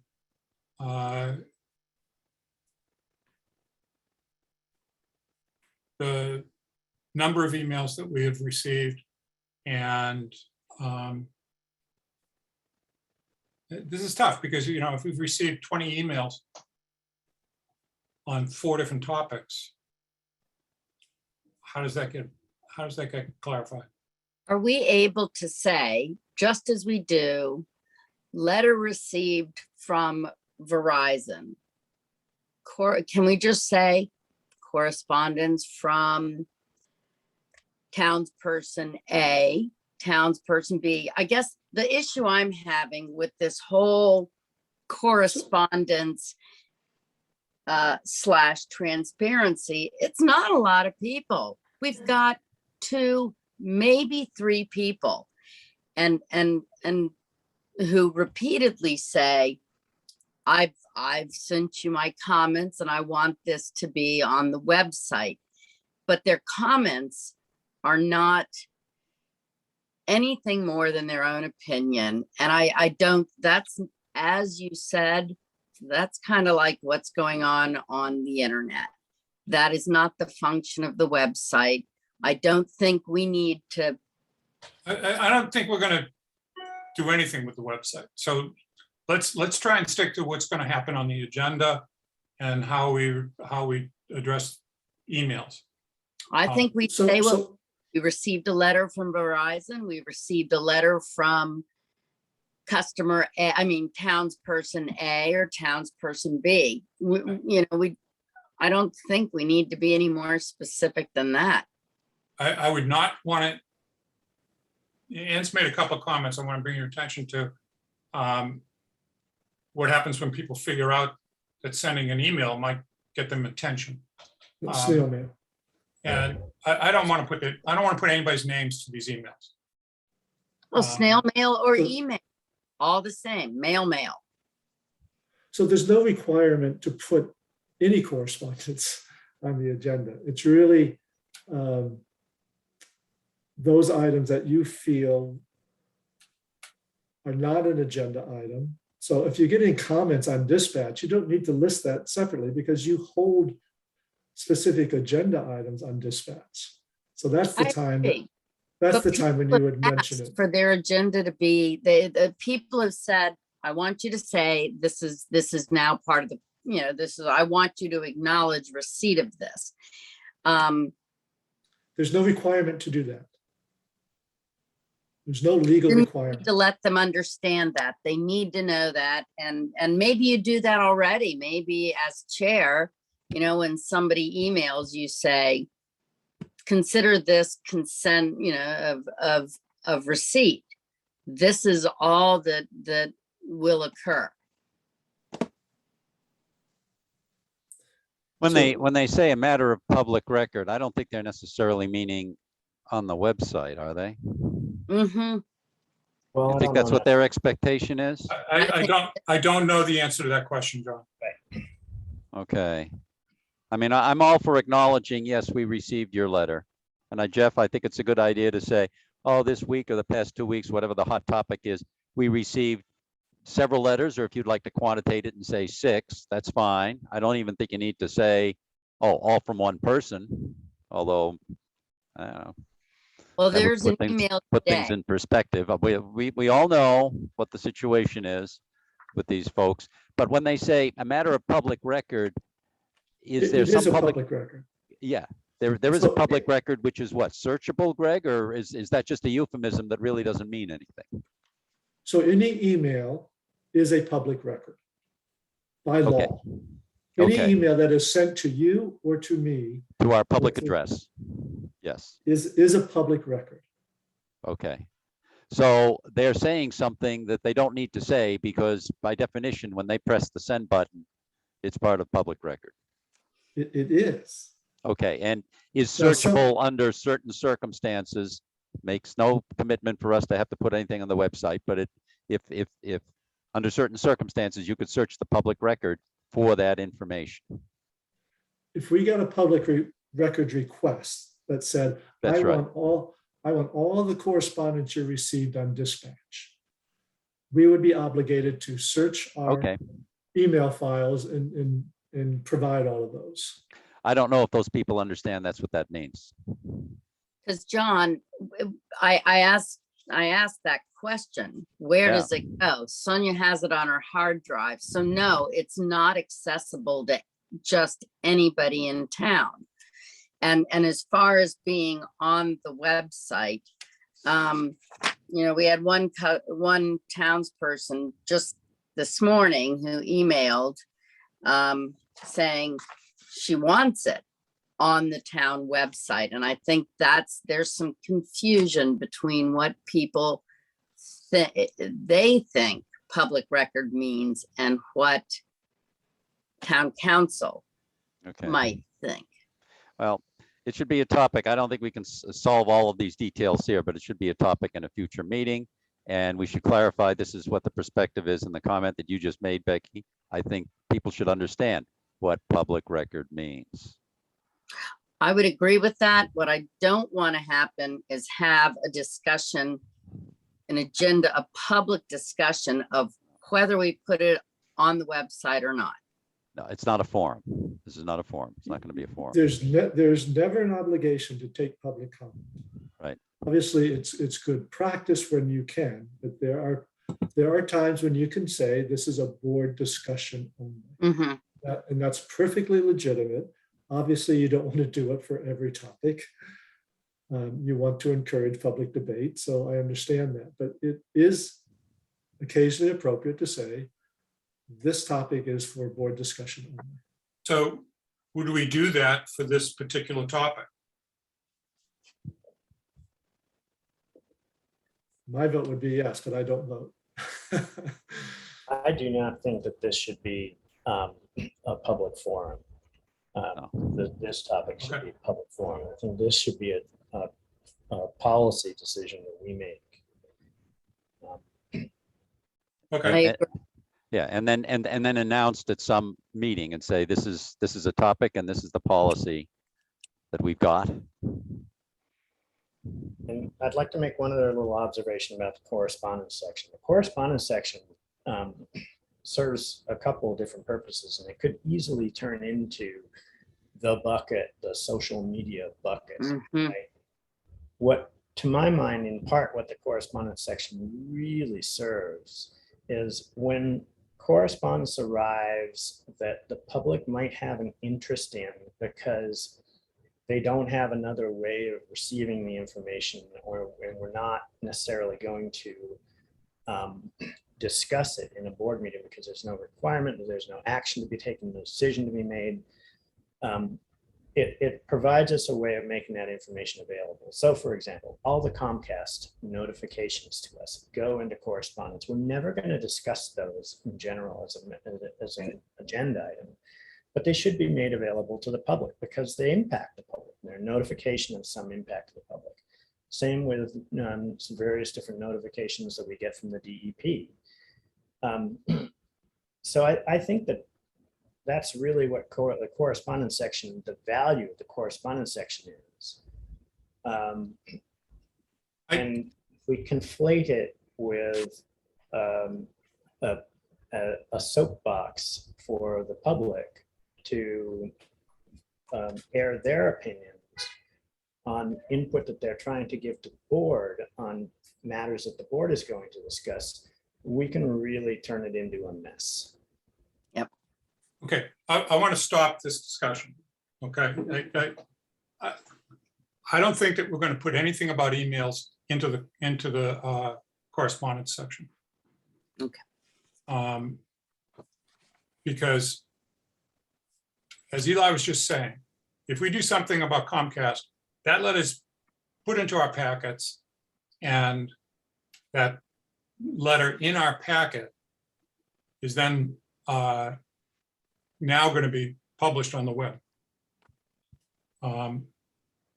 We're not going to do that with emails from the public, because that's just a side route to having the website turn into a public forum, and that's not what the website is for. So I think that we can clearly say we're not going to include any discussion about emails in the correspondence section. We can include comments about, we've received a number of emails on this topic throughout the week or since our last meeting from the public, and those emails have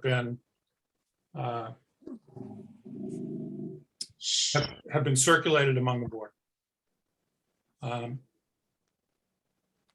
I'm hesitant in terms of when an email comes to an individual that we then respond to that individual with all the board members' names on it, because that can become an open meeting law violation. So what I'd like to suggest is that that any email that you receive as part of our policy, any email that you receive, you write back and say, thank you for your input. And then forward that email. Maybe we could have a web, an email address for the town that is, I don't know, that could just be a lot of clutter, but And another email someone has to check. It gets You know, cluttered when somebody asks. no, I don't, no, that's not what I'm saying, Becky, is that once you acknowledge that you got this individual email, that it needs to get to a place where it's searchable as a public record. Now, it's on your, Greg, help me out here. It's on, I'm going to use Becky as an example. If it's on her On town Becky's- account, It's on Becky's account, so it's searchable that way. Maybe we just Yeah. leave it at that, but for the other committees, they would have to forward it to the chair's account. Because we got to deal with this across the board with all committees and have a consistent policy across the board.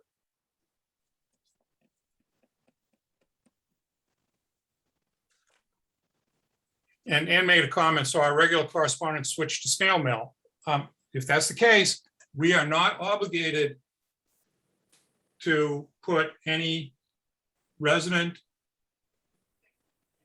correspondence into the correspondence section on the agenda. There's no obligations to put anything into the correspondence on the agenda that isn't a matter of an announcement from Comcast, et cetera. Announcement from the 375th committee.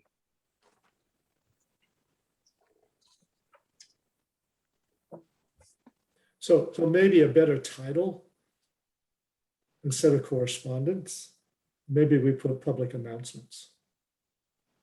I think people are getting confused. So they say correspondence, they're expecting every correspondence to be listed. It's just gotten it's a misnomer. Yep. So maybe we call it public announcements or something along those lines.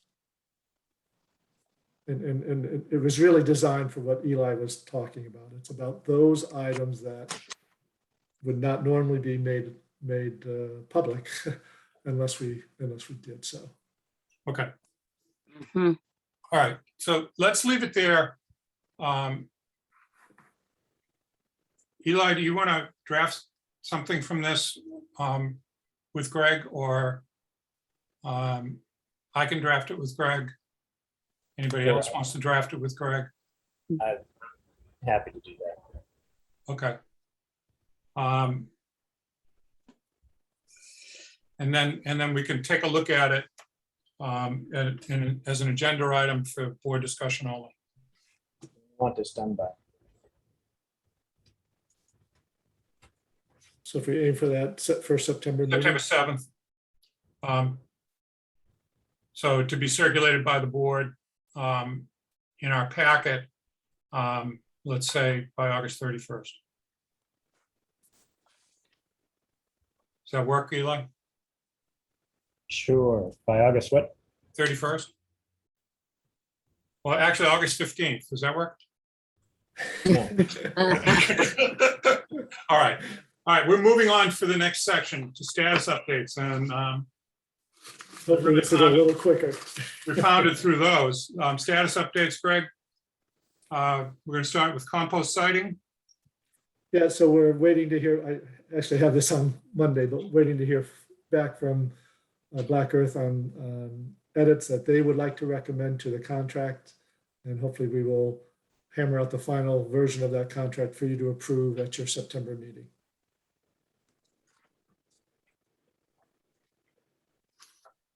So the goal is to do that on September 7th. Yeah, I do need to talk to you about September 7th, so that is Rosh Hashanah. Okay.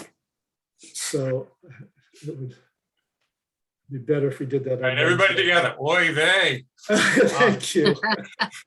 It is Rosh Hashanah, so. Well,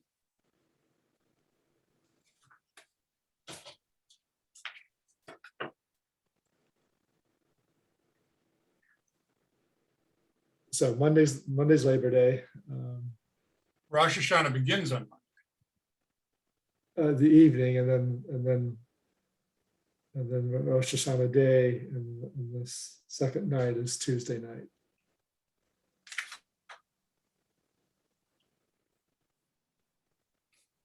Okay.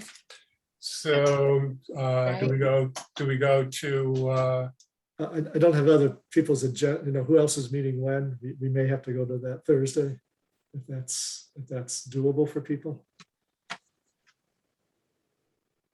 yeah, we got to get a public forum in here on the goal has been to get the dispatch voted on at our meeting on the 20th or the 13th, I guess. No, the 20th. Right. Right. So we got to get a public forum in before then. Can we I mean, it's not the end of the world to do it on Tuesday night. It's just yeah, no, I understand.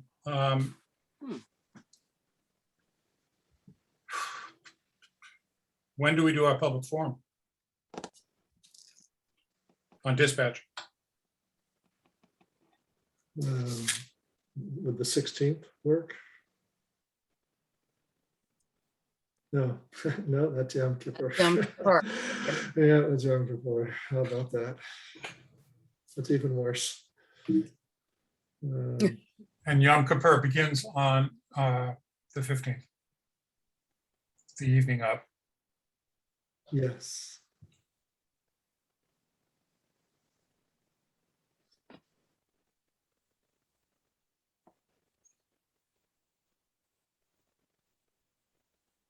Oh boy.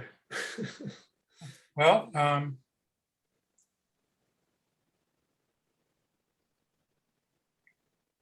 the 13th for the public forum, and I don't want to do anything on the 2nd because it's right before Labor Day and a lot of people will be out of Right. town. Yeah, no, I agree.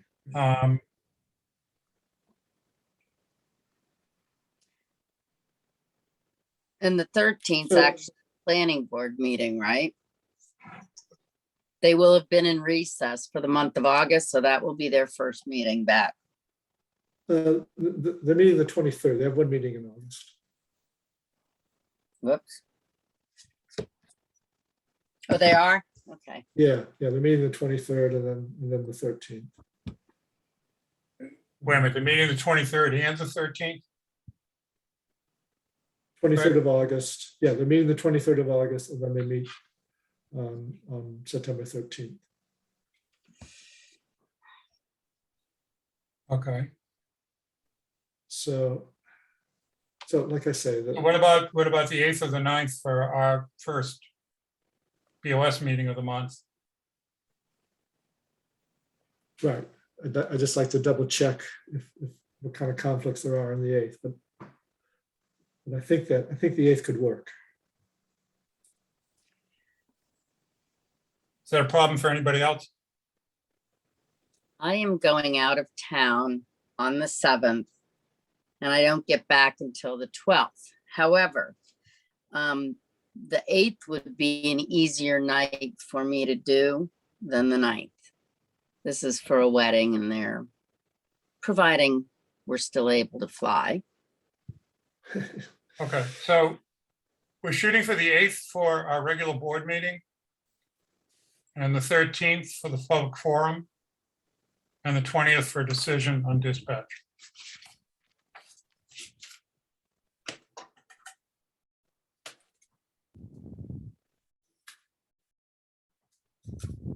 Would you say those one more time, please, Jeff?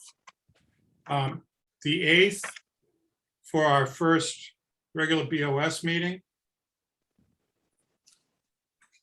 And the 13th for the public safety dispatch forum.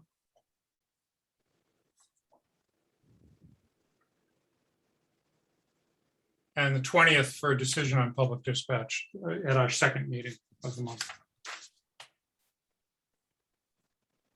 Thank you.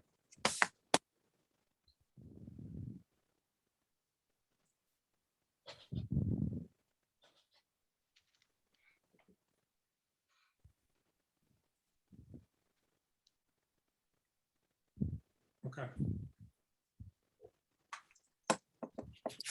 So our Okay. forum, the 13th, will be when the planning board is meeting. It can't be helped in terms of this particular month. I'm sorry to say. Okay, I'm just saying. Just saying, because you got to be in 2 meetings at once. Nope, I'll only be at one meeting. I'm not able to do what Greg does. I can't divide myself. Yes. Okay. Could look at the 14th, but I just don't know. I'll have to double check if that's a Concom meeting.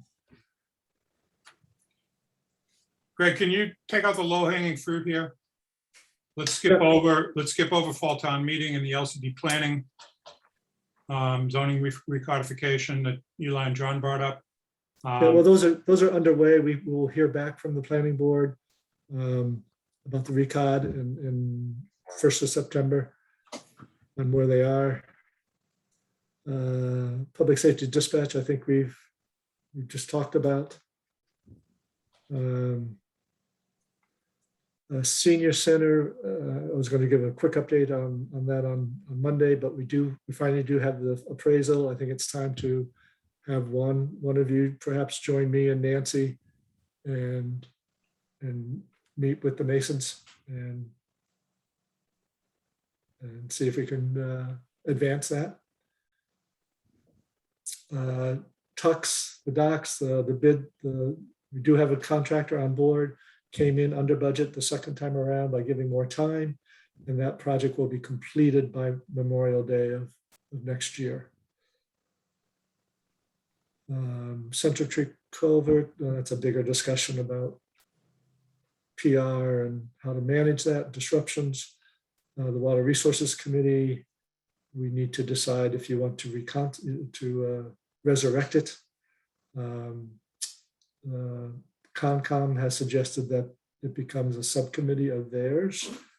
The original charge was to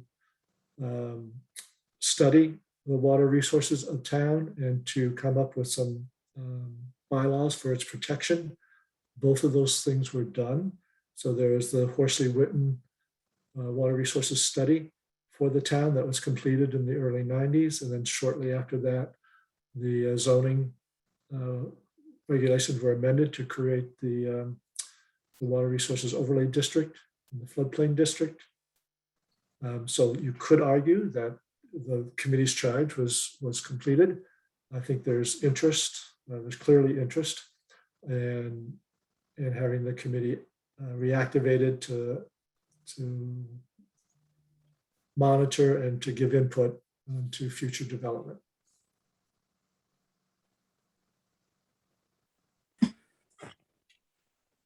Anne says to clarify Mason's comment. So I think with our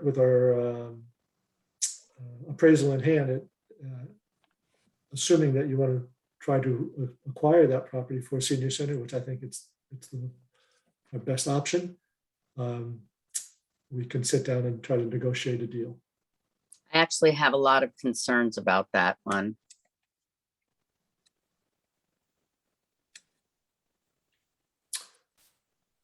So, Personally. right, so we can, as a real estate transaction, if you prefer, you can do that in a future executive session to talk about strategies for negotiations.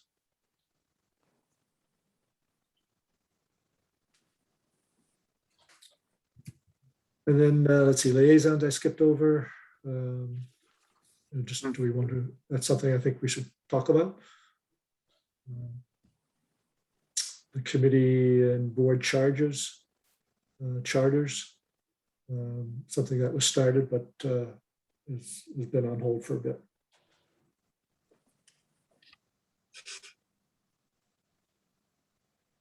So that's the quick and dirty run through. Okay.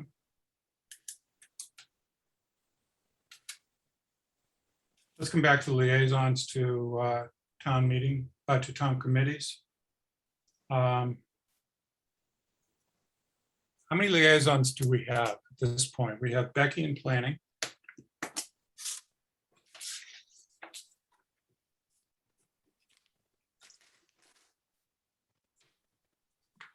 I'm actually, I'm coming up, I'm not up to speed on that right now. I don't have that in front of me. Sorry. Jeff on OSRP. Because Eli used to carry this as an agenda item for updates from liaisons. Yeah. On projects that people were pursuing, and that stagnated. Okay. We still have Muffin Driscoll listed as the selectman representative on the Affordable Housing Trust. And Correct. that may be a little bit dicey. I mean, the Board of Selectmen is supposed to have a standing representative on that. No, we actually discussed this. It can be a standing representative or their designee, and in fact, we voted to appoint her as our designee. Okay, so we want to keep Muffin there.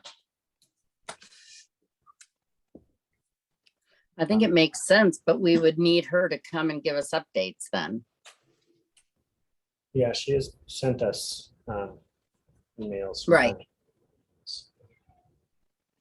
Okay. Are there any other liaisons that we have?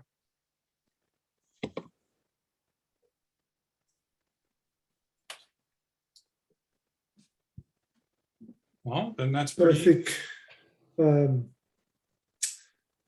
to be Anne, I think we had Anne as part of the Cape Ann climate work and that EPA grant that we have received. It's about to get under about in September. It'll start getting more active. Is that climate resiliency? Right. Yes. Okay, Anne, are you going to stick with that?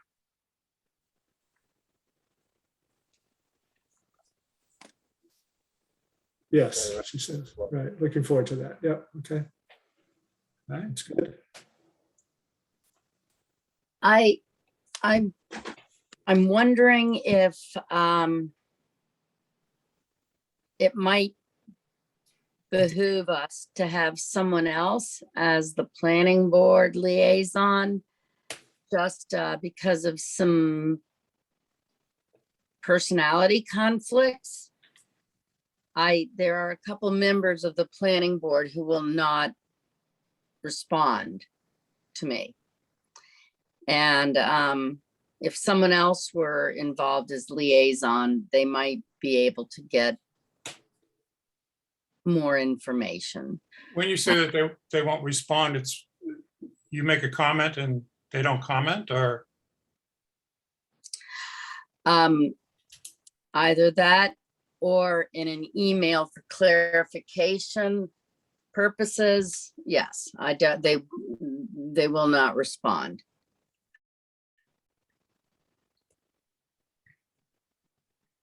So I just, I don't, and I'm happy to stay as liaison because I do, I have no problems with other members. I just don't know how the board feels and if they'd rather have someone with no conflicts. So would it be that if we appointed someone else as our liaison, that they wouldn't respond to them either because they don't recognize that person as a member of the planning board? I can't answer that. I don't know. I wonder, have you tried to reach out to them by telephone? Yes, And then still nothing? correct. Okay, so I think Okay. I think that's something that the chair has to deal with. Okay. Um, And this is only 2 people, so it's out of the committee, but Okay, so I'm happy to stay, but I just wanted the board to be aware of this if there were I mean, any. you were appointed from our point of view. You suggested that you could go on board because you had past planning board experience. Mhm. And rather than having someone else get up to speed, it would be great if you're still willing to have you do that. Oh, Yep. But I think that it needs to be brought to the chair's attention that members are not responding to your inquiries and emails, and for the chair to take that on to try and straighten that out. And if they're, doing it because they don't recognize you as a member of the planning board.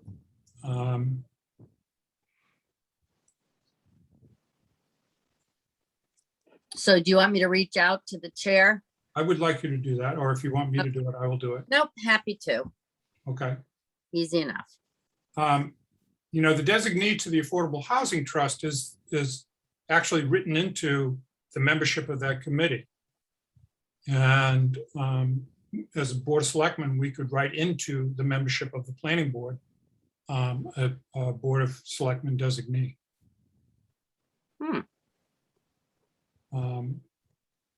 If that's the issue. Okay, If the issue is board conduct issue, that's a different matter. It's a conduct. It's not Well, a. you're making that assumption, and I I want sure am. to get that clarified by Ron first. Okay, I will verify with Ron. Okay, great.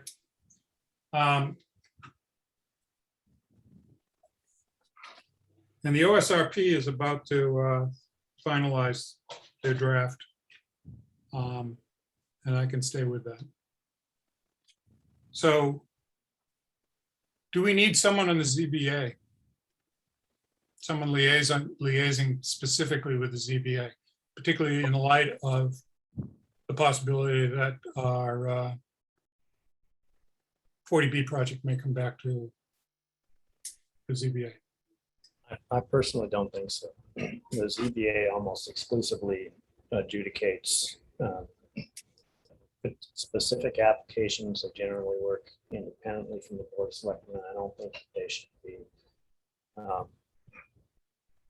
I don't think we should assign somebody to go over there and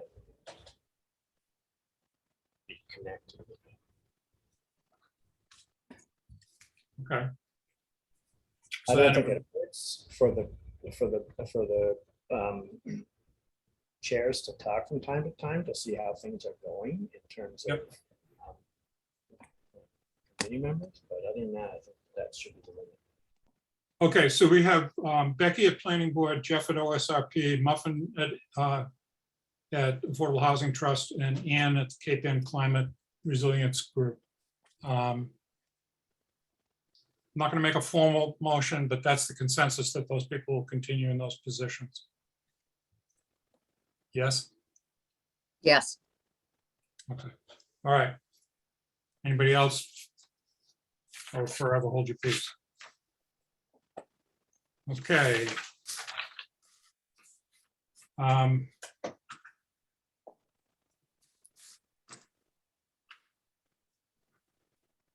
Okay, last year I had the responsibility for collecting all the board charters and to bring them to the board to review and update the charters as part of an effort to really clarify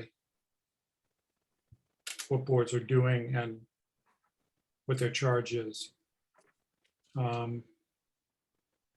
Sonia, over a period of many months, was in between everything else that she had to do, was trying to locate and forward to me all those charters. I have a folder in my email, excuse me, on my computer that has those.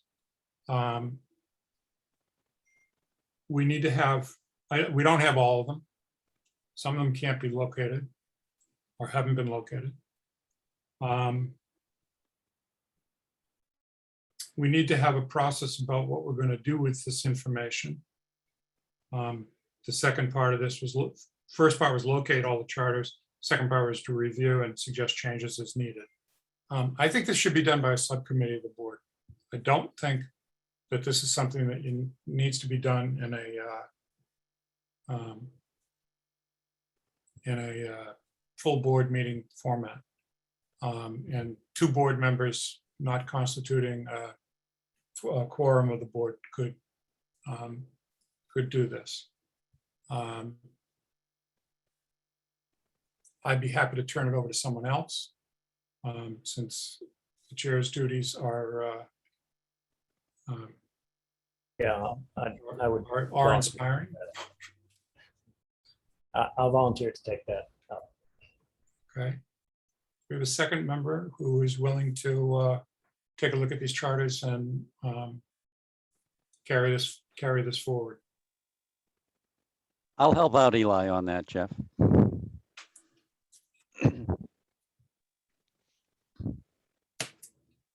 Okay, I'll get that information to you as soon as I can.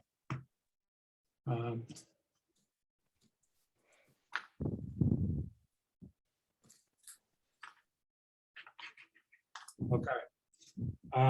We talked about the Water Resources Committee briefly. The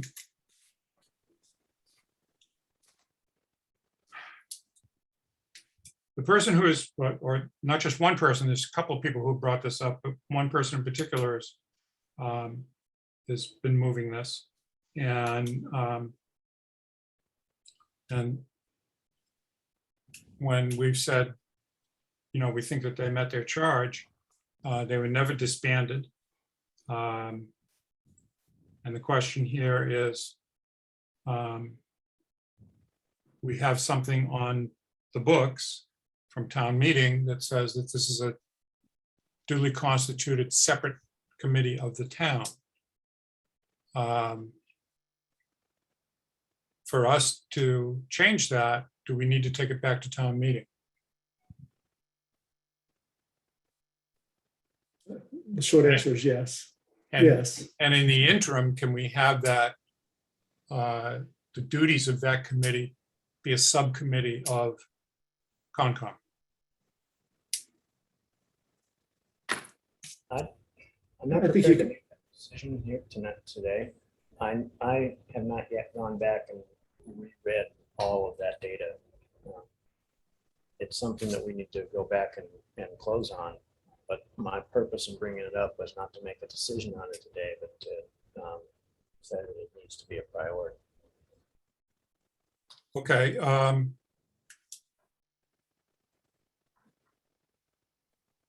So we have the, we have the original votes and the various minutes when the board was active. We can scan that and get that to everybody to have a read through. I think town council would probably say it's okay to have it as a subcommittee, but I will double check. Okay. I think if we said to the person who's bringing this up, we have to go back to town meeting to change this, that he's going to say, no, you don't. You're going to need to fill this committee now.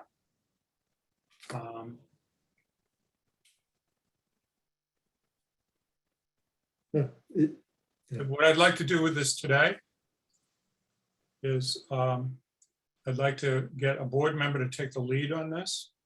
And since Eli's taken the lead on a number of things, can we get another board member to take the lead on this one? And Greg can distribute the information to all of us. But we need one person from the board who's coordinating this effort. I'd be glad to try. I like Oh. I like the idea of trying, Ann, because it's a little bit of a tangle, and it needs to be a tangle. Okay, so two things on this in terms of action. One is Ann's going to take the lead on it from the board's point of view. And Greg is going to distribute the information that has been found in terms of the archives of what the committee's charge was and what they did.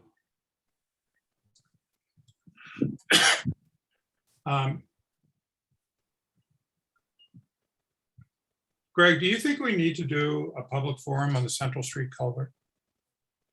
Yes, absolutely. Okay. That's not something that necessarily has to happen in the next month. No, I'd wait until we hear from the grant, on the FEMA grant.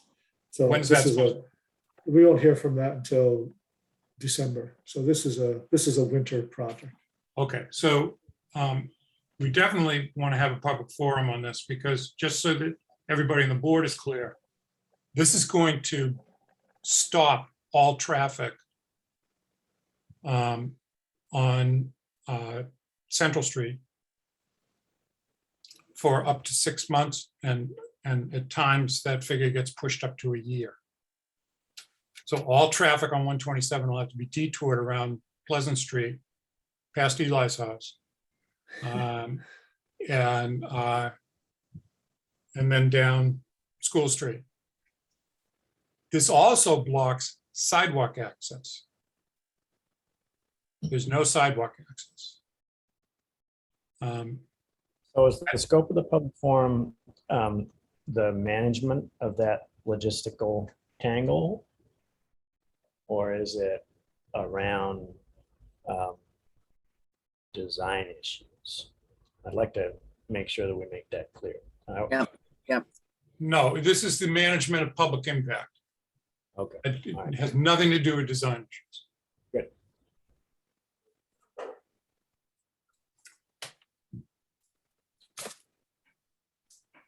Okay. And so our timing of that is going to be, do we need to wait for the grant, Greg, to do that, or are we talking January here for the public forum? Yeah, I'm thinking that. It's nice to be able to tell the public that I'd like to know what the time frame for the construction is before we start holding public forums. But Sure, okay. Okay, it's- so late winter, early spring. so if we do get the grant, the earliest construction would be a year from this September. Okay. Okay, have we touched on, well, the only other thing we haven't touched on here is fall town meeting.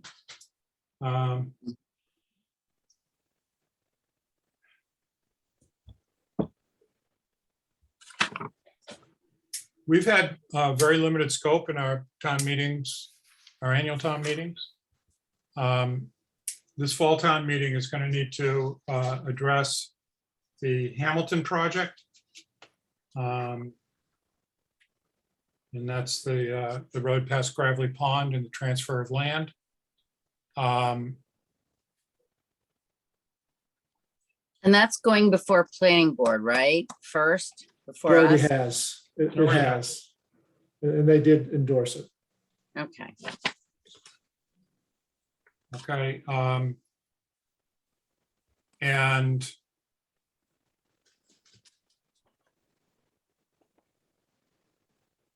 zoning recodification and or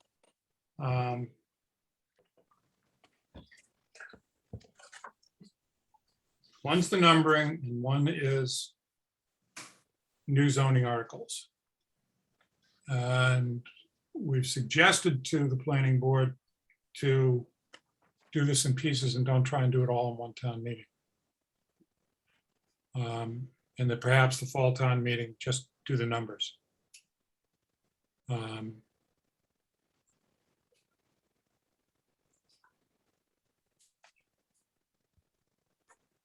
So I think you'll hear from them, in a month's time as to their suggested approach. Okay. Okay. But are we in agreement that this should be done in stages? Some at the fall town meeting, some at the annual town meeting in the spring, perhaps another fall town meeting in 2022? Is that the consensus of our board? Because I'd like to get in touch with Ron and say the consensus of the Board of Selectmen is this. That's my thinking. There's just so many changes here. I don't think you can do it all in one or maybe even two. Okay. But I'll Any- leave it to them to decide how they want to cut it up in their consultant. Any objections to communicating that to the board, the planning board? So I think I'd give them the option of doing one or two others beyond just renumbering. Yes, I'm not going to limit them, but Yeah, that they need to work on the time management for this Yeah. and be considerate of the fact that we don't want 2 night town meetings. no, I agree 100%. And they've heard from Alan on this as well, and he's indicated something very similar. Yeah, I just wanted to reiterate that that was also the Board of Selectmen's opinion. Yeah, that makes sense. Okay. Are there other major articles that we're thinking are going to be coming up? That doesn't mean that this is the limit of this discussion, but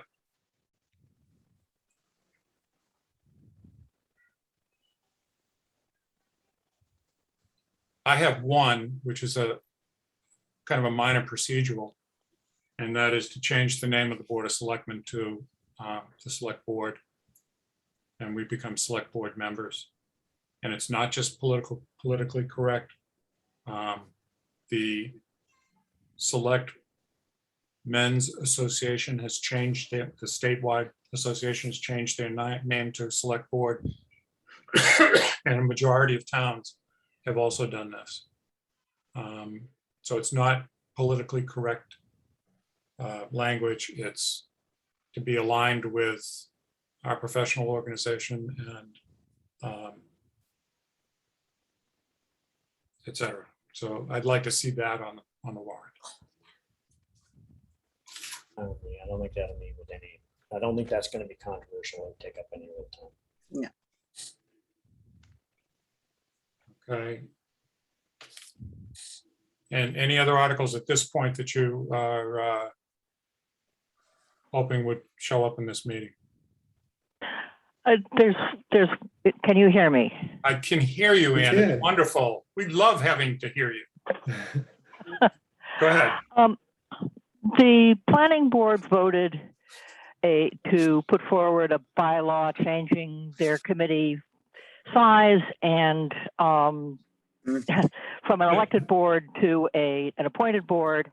That's And- under new initiatives, Ann. Okay, it's something that they would like to have come up at the town meeting.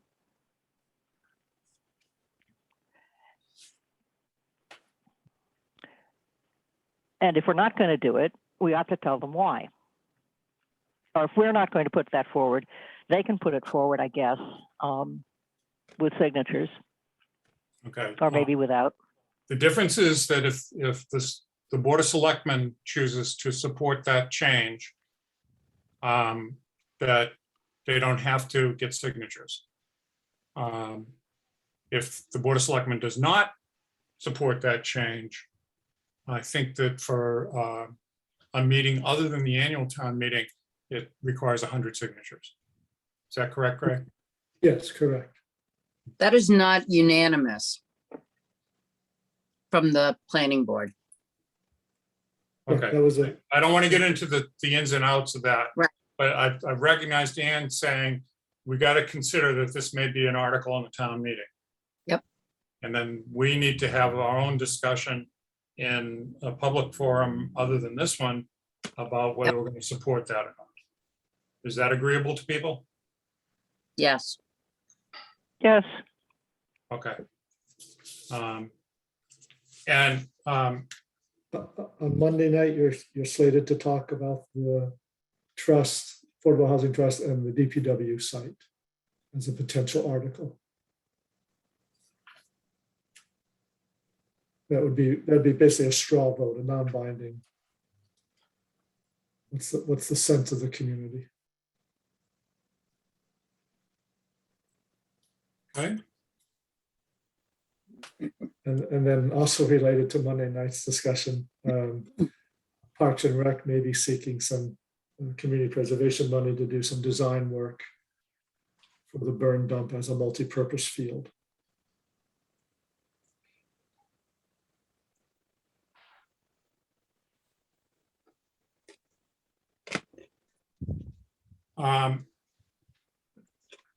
For town meeting? Yes.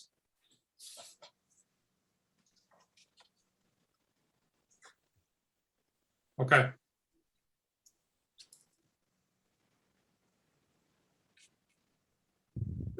That issue is an important issue in the sense that, well, we'll talk about that Monday night because it's on our agenda.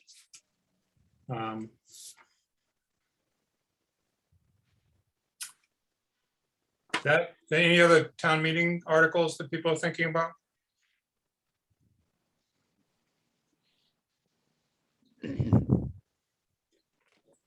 Do we have to do anything with Black Earth at our next town meeting, Greg? Or has that already been approved and we're just doing the contract? Right. At this point, I would just do the contract in a few, a year or two from now. Possibly talking about the 99-year lease, but that's 5 years probably. Okay, I think we want a good track record before we go to the voters about a 99 lease. okay, so that covers our second section.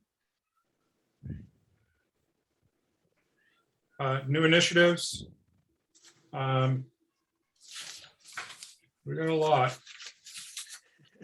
And it's almost noontime, so this is my big fear was that we were going to end up not being able to spend time on the guts of planning new initiatives. Becky, can you scope out quickly community policing, what you particularly had in mind? It also falls under the category of traffic calming.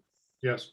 I know Todd keeps doing outreach for community outreach, but I think there's a sense that the police are not engaging with their community from a variety of perspectives. So I just would love for us to get, I don't, not that we have to oversee the police because we can't, nor should we, but are we able to help in guiding the chief to try to get the police to engage more with the community, even if it means a beat cop. I know they say they can't get to a car in enough time, but anyway, that's more what I meant. Okay, you're right that this is tricky in terms of not micromanaging the police, which is a phrase that I've heard before. But it is okay for you to set broad policy goals for the department. And in fact, we did that some number of years ago. Right. So we could ask Todd for an update on Correct. on community policing and aspects of community policing that he thinks are in hand and initiatives that he wants to implement.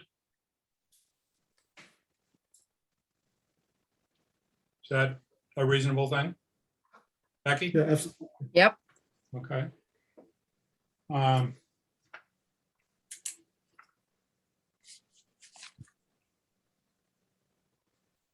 I'm happy to be point person for this if we need someone. That would be great. Anybody else have an objection to that? Okay. So we're folding in traffic calming with this, is that? I absolutely would like to do that. Yeah, okay. Yep. I would like a report on efforts to date for traffic calming and whether we need to do another traffic study before he reports back on that to see what if any changes have occurred on the streets that have the highest number of citizen concerns expressed to us, which would be School Street, Pine Street, Mill Street, Pleasant Street. Forest Street, Pleasant Street. No, I'm serious. I'm serious. I want to pinpoint streets. No, I agree. It's just it quickly. Any other places along 127? Yeah, certainly Bridge. Where? Yep. Bridge Street, I would say. Bridge Street. Mm-hmm. Whereabouts on Bridge Street are we talking about? Are we talking about It's as you come from Bennett in, I would say. okay, so And what about Beach Street? Bridge Street, where we put up the sign that said slow down, Mm-hmm. Yeah, basically. near the Parker's house. They're on the corner of Bridge and Pine. Or is it at Ashland? I think it's, I would call it from Bennett, where it intersects. mhm. Yeah, okay. For the east. The Pine Street, Bennett Street. Well, if really from the The other end of Bennett, from the other end of Bennett. right? In the valley. Yeah. Yeah. Okay, but that's two different speed limits that we're talking about. One is Yep. coming up to and approaching the sign that's Right. at the top of the hill, and prior to that. Yeah, so I would call it just before coming to Ashland as you come into town from Beverly, Mhm. the rest of the way in. But if we're going to do if we're going to suggest a traffic study, where do we want them to do the study itself? I would do it right at Ashland. Really?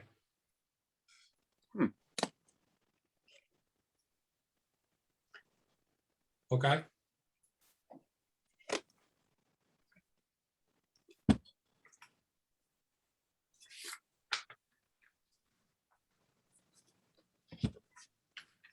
Okay. So just to make sure I've captured what we just said, Pleasant, Pine, Central at Ashland, Bridge at Ashland, School, Mill. Mill, Forest. Yeah. Are they still having trouble on Forest? That's the question we're asking.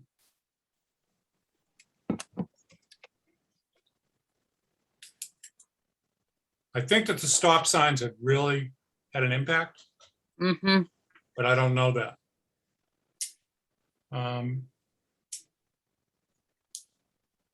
Are we leaving out any places, any other places? Summer Street? We don't typically get complaints on summer. I noticed that they put a sign at the bottom of the hill coming back from the beach on Beach Street, coming down off the hill off of Masconomo. Mm-hmm.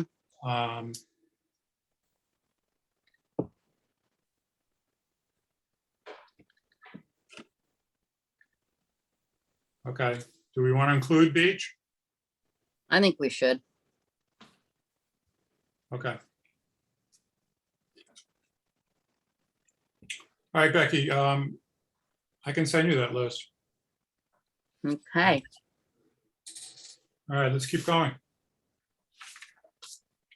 Actually, Jeff, if we're gonna go through the remaining of the new initiatives list, could I ask for a 2-minute break before we do that? Sure. And we'll reconvene at 12:06. I'll double your break. I'll see your break and add 2 minutes. Sorry, I'm eating in front of you all. But someone made a Alright. really good grilled cheese for me. Does he deliver?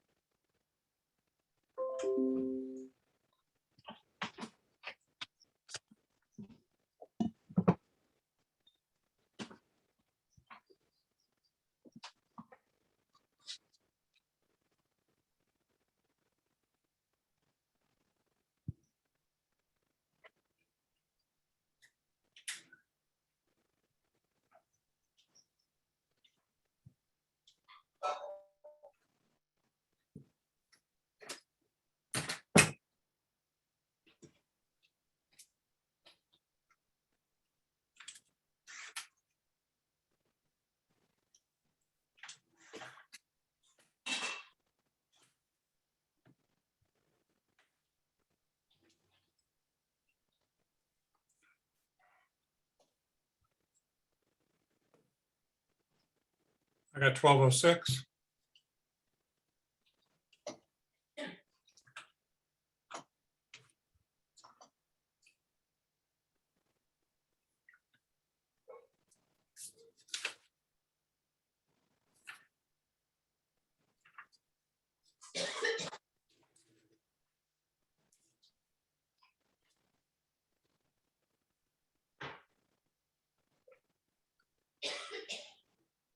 No. Hello?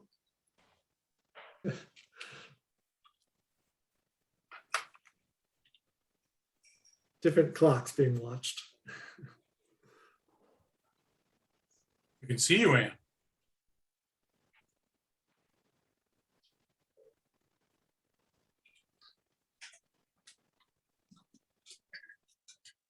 No, I'm not letting you out. Mm-mm.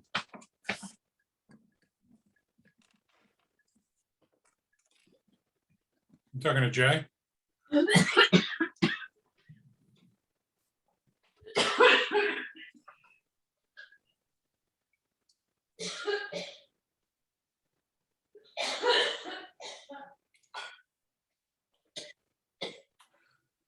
world's fastest sandwich maker.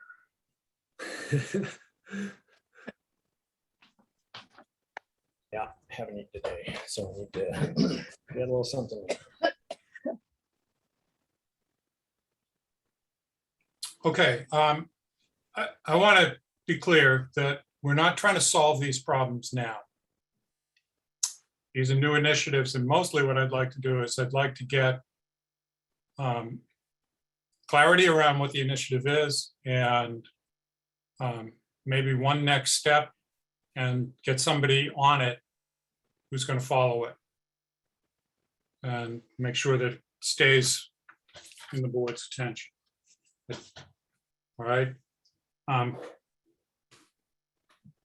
COVID management. It looks like the consensus is for the meeting on the 12th to be at 8:30 a.m. And that's a meeting with the Board of Health. I think that's important that we reiterate that that the Board of Selectmen is responsible for town policy like dining. That we take into consideration the advice of the Board of Health, but the Board of Health doesn't make the decision.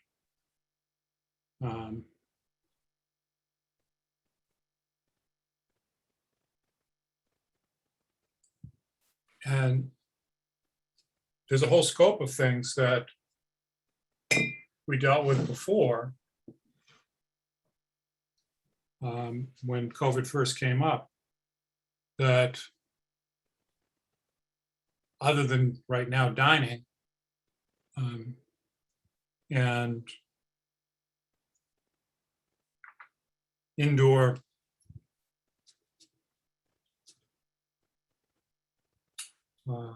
management within businesses of COVID that we're not addressing. So we're not addressing the beach.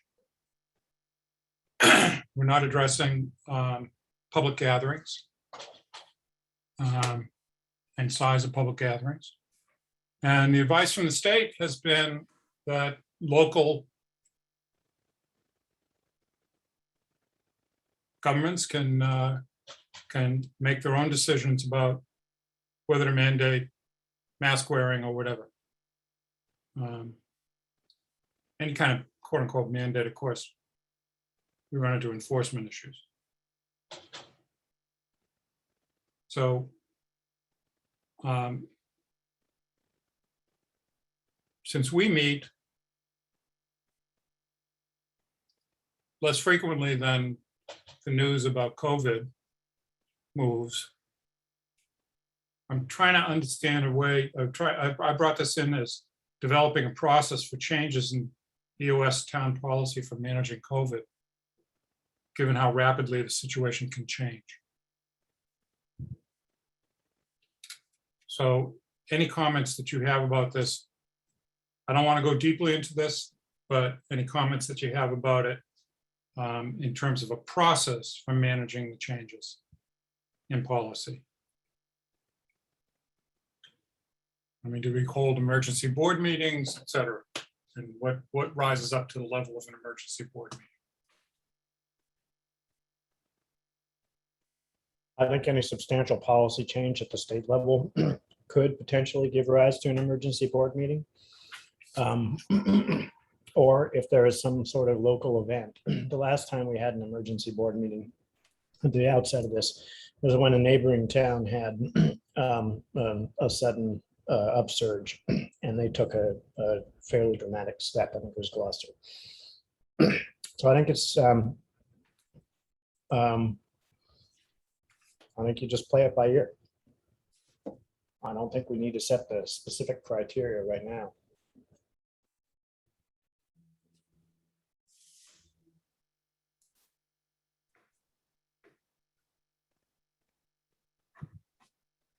Anybody else?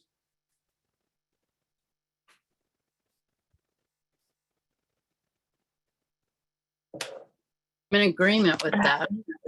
And emergency. I didn't catch the last part of that thing.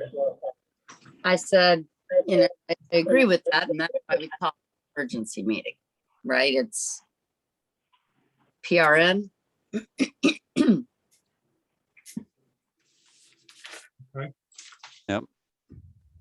And I am as well. I think we got to keep an eye on what the what the state policies are and what their comments are.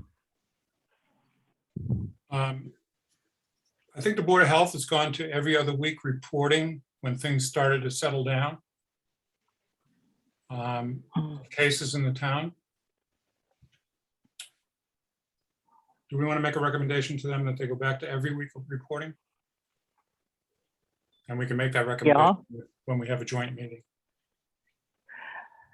You can make a recommendation at the joint meeting, or just, I think the caseload is going up in town and people want to know. I think they also want to know what we plan to do to address the upsurge from a variety of perspectives. Did that just sound like a lot of nothing? Oof. Who wants to know that? I think specifically, really, indoor dining, outdoor dining, and mask use. Okay, and that's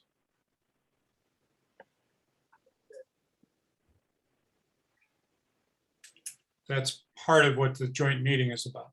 Right. That is significantly what the joint meeting is about. No, I'm not letting you out. No. Would it be possible for us to say, if the state mandates mask wearing for indoor dining, we will reopen the street? That way we don't have to have an emergency. It just, there's a cutoff, and if the cutoff happens, then we respond. Does that take into account the numbers in different communities, though? I think that's a really good idea, and but I'm sorry, I'm Jeff. sorry for interrupting, but Jeff, isn't this specifically a topic that we're going to be discussing under the agenda items on Monday's meeting and Thursdays? Yeah, We should discuss it here. And more of what I was concerned about here was some sort of process for dealing with the back and forth chaotic nature of this, and I think we've covered that. So let's thank you, Eli. Let's keep moving. It's an interesting idea, though, Ann. Okay, downtown revitalization. This was John. Yeah. There is a study that is being done, I think, under the auspices of planning. I think Sue Brown is perhaps dealing with that. It's a rapid recovery plan, and I think that there is a report that's coming out in the next, I don't know, month or two with regard to various things that might be addressed to continue to support our downtown merchants. And John, I speak to that if you'd like. Yes. Have you interfaced with that, Becky? I think. Yes, I'm on that committee, the Rapid Recovery Program. They did come up with a study, and what they're doing, the local rapid recovery, both the towns of Manchester and Essex are being addressed jointly, because that was apparently how it was initiated to be studied. Anyway, yes, there are a lot of aspects that they're looking at this point, with focuses on parking and signage for parking, social media, in terms of what towns have to offer. And there's more to it, but I'm happy to send any of this along to the board if you all would like to see that. Yeah. Well, Mike, So- I wouldn't say it's a concern. I just think that whatever comes out of that, we should really encourage and support whatever practical recommendations come out of that to make things happen. Mhm. And maybe there's a list of, I don't know, 10 or a dozen things, and we ought to try and prioritize several of them and make it work for So- our downtown folks.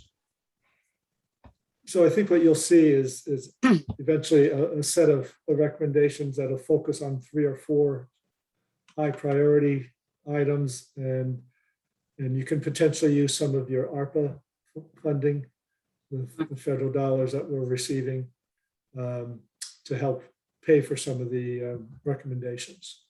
So I Okay. think at your September meeting, one of the September meetings, I'm not sure which one, they'll be ready to present their final recommendations and their request for funding. Okay. Oh, And don't want how to are they get getting lost in the public- weeds. Yeah. I'm sorry, how are they getting public input into the committee's recommendations and the study? So it's based on surveys that they did earlier in the spring and late early summer. And the committee's work continuing to talk to different folks. Business owners, they've had, so I just forwarded to you all the latest update from Sue Brown, just so that you, for an FYI.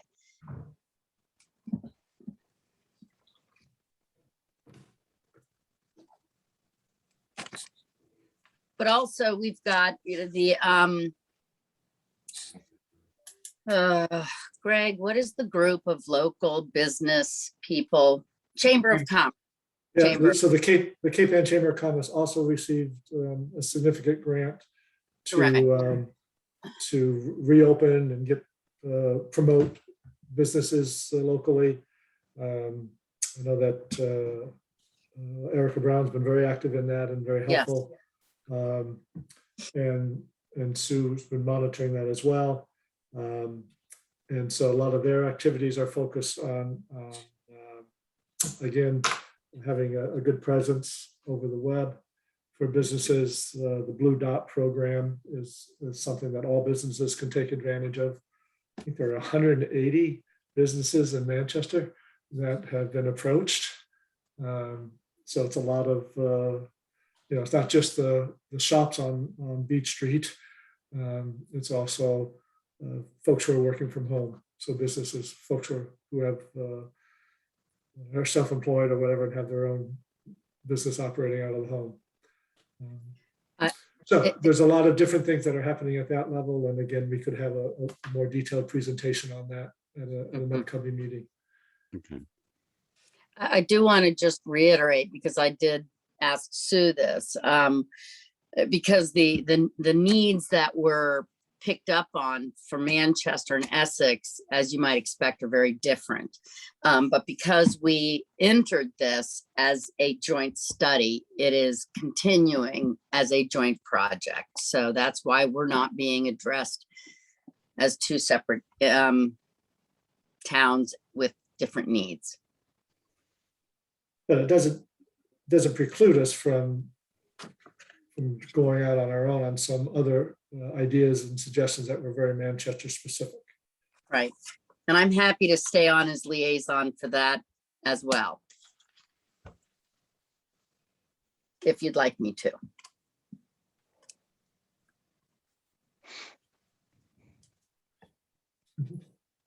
I'd like to suggest that John maybe becomes the liaison to the chamber. And I'm not saying that out of any concerns about your work, Becky, but this is a big area. It's a huge area. So would John then take over if he's amenable to that? with the rapid recovery group as well? No, you would take the rapid recovery group and he would do and the two of you would talk about the coordination between the two. All right, John, here we go. Okay, all right. Does We'll that make talk. sense? Yep, yes, Okay, it does. yep. Thank you.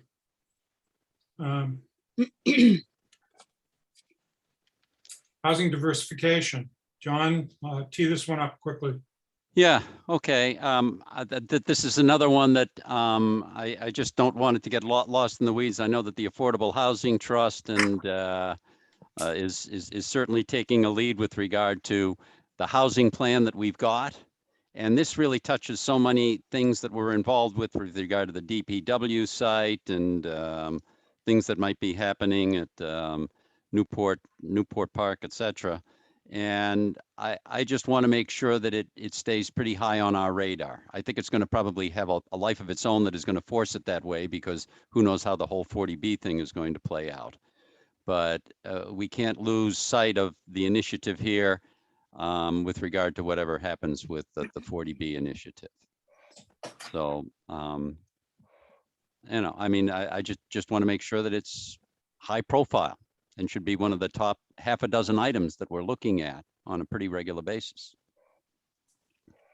Because I think that in past years, it's something that, well, there's a plan that's being put together here, the housing plan, et cetera, and it kind of moved along, but not at a fast enough pace. And we have to make this a higher priority for us.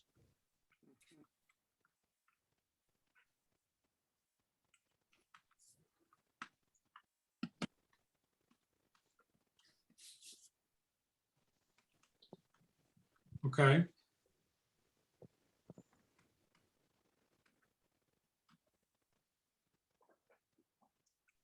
This is also a lot of different tentacles. Yes, it will surface on our agenda through any one of those tentacles.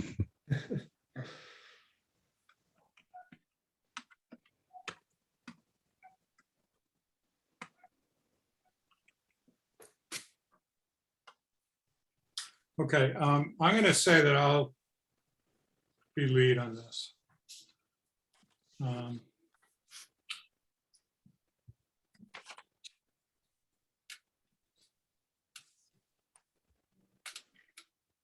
And I'll coordinate with Muffin in terms of Affordable Housing Trust and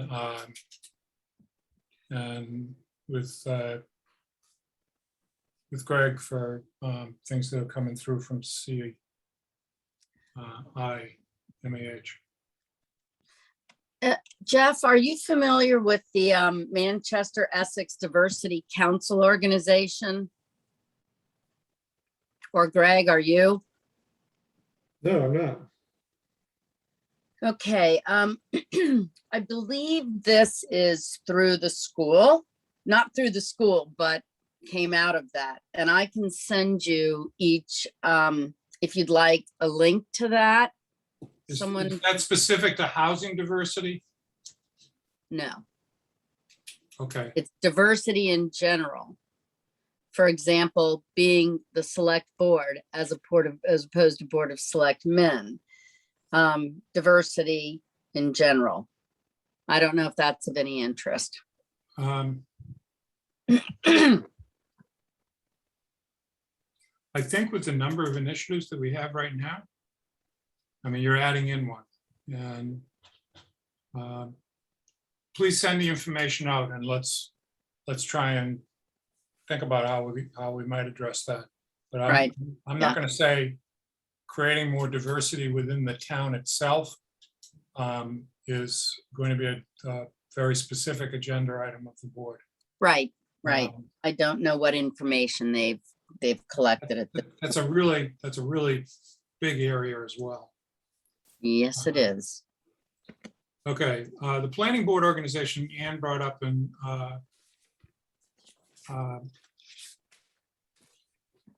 and we need to review the suggested bylaw. I just want to comment on the email that was sent out by a planning board member who wasn't the chair.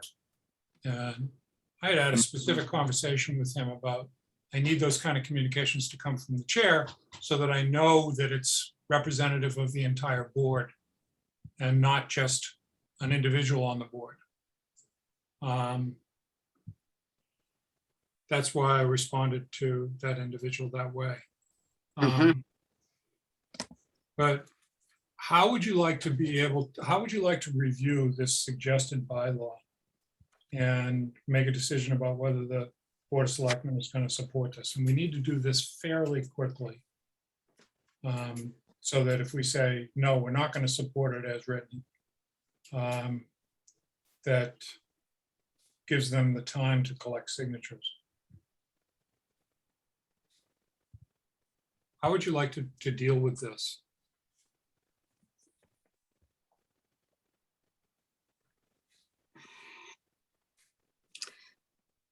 I think we need to put it on an agenda item and discuss it in a board meeting.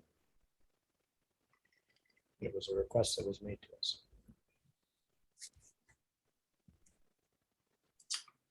Okay. I think this is going to generate a lot of discussion on the part of the planning board, because you have such very divergent perspectives on this. And some of the members two members feel that it had been discussed and put to bed and then resurrected by another member. It's moot. The planning board voted and they delivered that request to the Board of Selectmen. So I agree completely. Yes, I agree. So the decision that we need to make is whether we support this request as written, whether we want to send back to the planning board recommendations for rewrite, or whether we're going to have them go it alone. and in what time frame? And in what time frame? I mean, I don't want to keep saying that first meeting in September. I'm cognizant that Ann will be out for my. But I Agree that think we need to address it then. Is that reasonable? All right. So agenda item. I think Go ahead, that's Ann. reason. Can we? I think the bylaw, the suggested bylaw, as I saw it, is incomplete because it doesn't handle the transition from a 7-member board to a 5-member board, from an elected board. When do we appoint people? Who do we appoint? How do we drop them? You know, I think we could ask them for more clarification now, and then discuss as soon as possible, and then discuss it when they have given us more clarity. it'll have to be very specific items on which we want clarity, I think. Okay, the items on which we want clarity are who gets dropped? Mhm. Do we go directly to a 5-member board? Do we wait until people time off? Do people get to serve out their elected terms? Or do we just replace the whole board with appointees and of different terms? And I would suggest just checking in with Alan to see what else in that bylaw he thinks may be problematic. Mhm.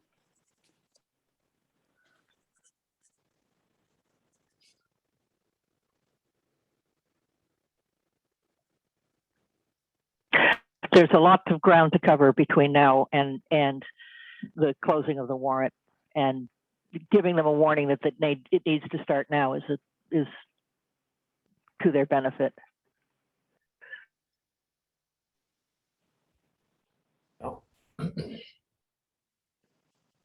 Okay, so the transition is not in the bylaw. The issue of criteria for appointees.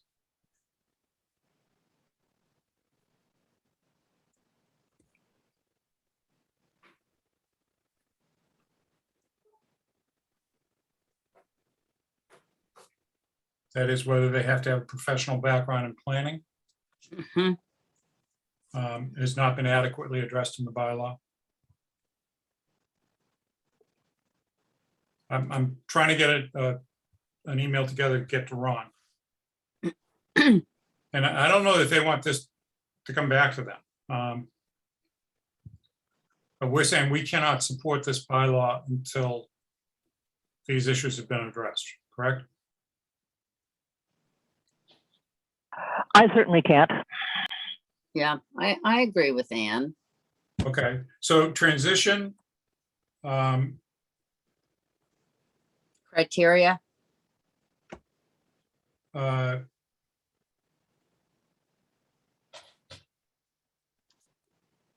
If the town votes on this in town meeting, and the issue about serving out terms, I mean, it can be written into the bylaw, but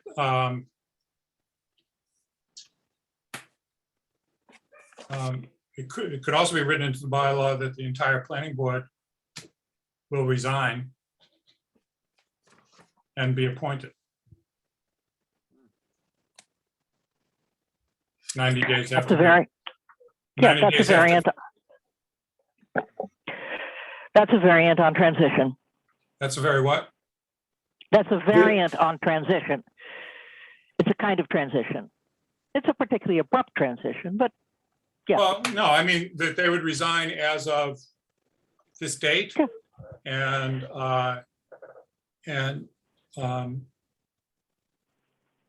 it could also be that they can't reapply.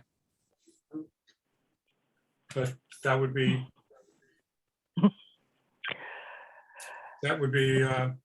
tough in terms of institutional memory. As well as any continuity or understanding of. Yeah, that's what I mean. Yeah. Okay, so we need them to clarify how the transition is going to work. And we need them to include what the criteria, whether there's going to be specific criteria for appointees. Mhm. Anything else that I need to alert Ron to? Okay, Should, as Ann suggested, should Ron double check with Alan, or is that something we should do? I'll double check with Alan. The problem with that is that I think Alan has already gone out of town for the rest of the month. Lucky him. Um, We But can I also can- check, we can check with town council if you want. Mhm. Okay.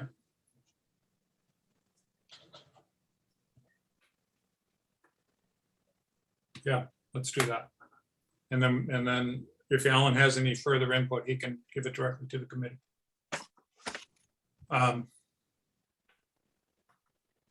Okay. Moving on.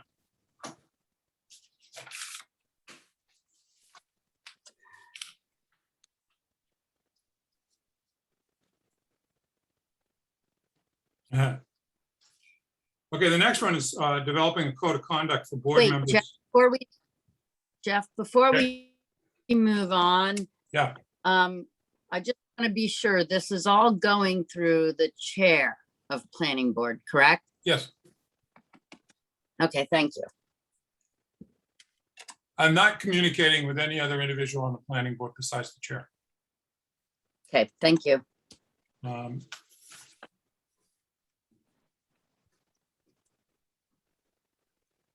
Okay, so back in May, I attended a code of conduct training. I put down MMES. That's because I used to work in the school system, and that's Memorial, Manchester Memorial Elementary School. But what I meant was Mass Municipal Association, MMA. Greg also attended that. I don't know whether any other members of the board attended it. And long before I even became a board member, the issue of civility in town meeting discourse was something I addressed from the town meeting floor. And I have a real concern about how people treat each other in public meetings, how board members treat each other, how board members deal with the public. That most of that's regulated by law, but there are written policies. I don't know whether I sent them out to you all, but I can. I have the slides from that meeting and other things. But this is something that I think really needs to be addressed as a long-term project. It's not something that's going to happen in the next month or 2 months or 3 months even. But that we need to develop a Board of Selectmen code of conduct for all town boards and for public participation in town board meetings. And there are templates for this. We're not recreating from scratch. I'm very willing to take this on as an initiative. I'd like to do it with a subcommittee of this board, with one other member of this board, since we can't go to 2 other members of this board, and try and come up with things that we can present at board meetings. So that's basically what the thrust of this is. It's not just I want people to be nice to each other.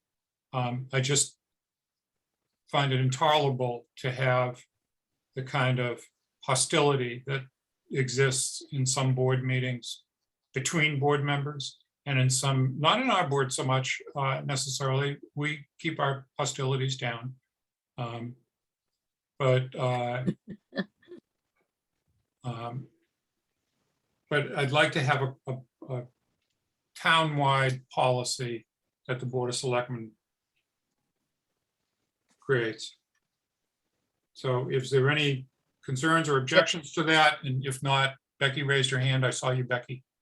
Becky and I will work on that together and try and present things to the board. Were you raising your hand so that you would join me or not? I was, but I did want to say if there's someone else who feels that this is more in their wheelhouse, that's fine, but I could not agree more, Jeff. Okay, going once, going twice. Wheelhouses, please speak up. Okay, they all 3 step backwards, Becky. I saw him running backwards. Okay, so Becky and I will I'll give this information to Becky so that just she and I are looking at it to start with, and then we'll come up with some things that we want to share with the whole board. Okay. Moving on. Eli and John had training of town boards and committees. So there's overlap with your. With There's what you certainly just- overlap here, but in light of not having a code of conduct, that's a board policy.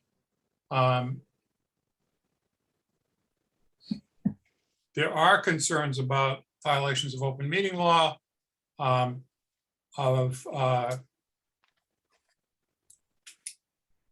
board procedure where people just start talking to each other on the board, not like in this meeting, which is specifically gauged towards that, but where comments are not directed to the chair of the board that's meeting. Where board chairs abdicate that responsibility. I've seen that happen in meetings. Those are all topics of training. Eli and John, did you have other things that you wanted to address with training? No, I think it's also useful to do a little bit of chair training. There are times when chairs don't have an adequate understanding of how to set up agendas, and how to use the agendas to drive meetings and keep things rolling on track, transparent. So it's a sort of a general utilitarian review process for boards. So when you say boards, are you saying board chairs? Chairs and board members. I think board members need to understand the rules as well. I think there's benefit for the chairs to get chair specific training about what their roles and responsibilities and capabilities are. And yes, I think there's a lot of open meeting law training to be done too. Yeah. Yeah, my observation, Jeff, we have such a wide range of people with all kinds of experience, knowledge, skill set that wind up, mostly it's in the chair positions. They don't know how to run these meetings.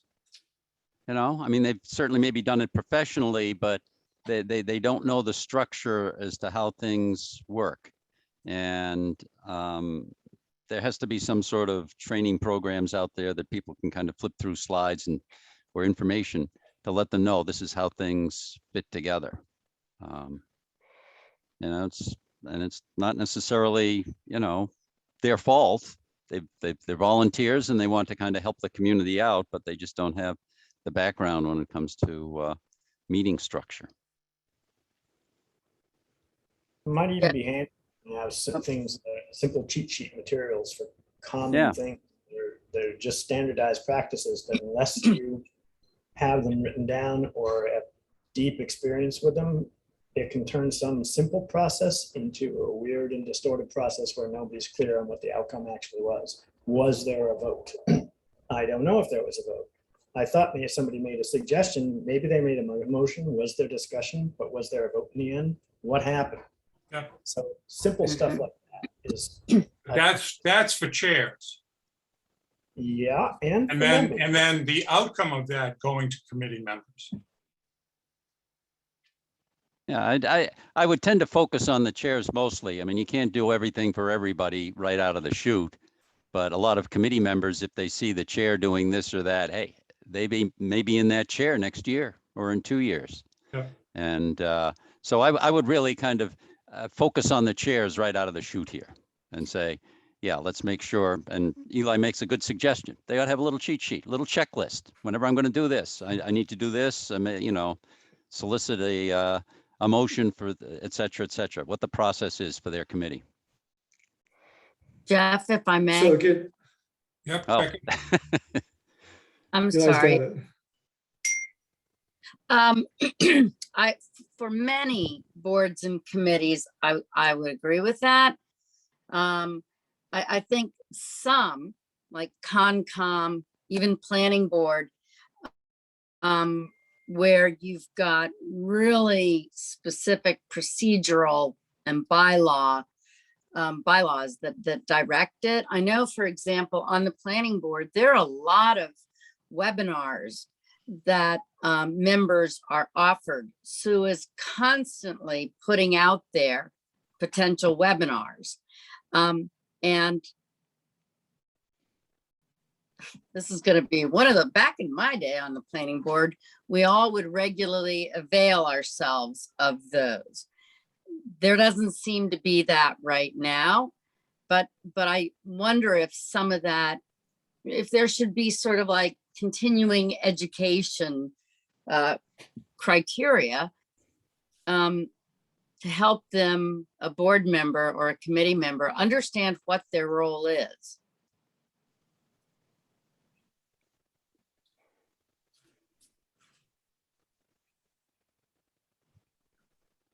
Okay. Is that kind of one of the things you were thinking about, Eli and John? To some extent, I was there. The more rich a set of options and educational materials you provide to people, the harder it becomes sometimes to process it. I was actually thinking of hitting a lot of the low-hanging fruit of basic board operations.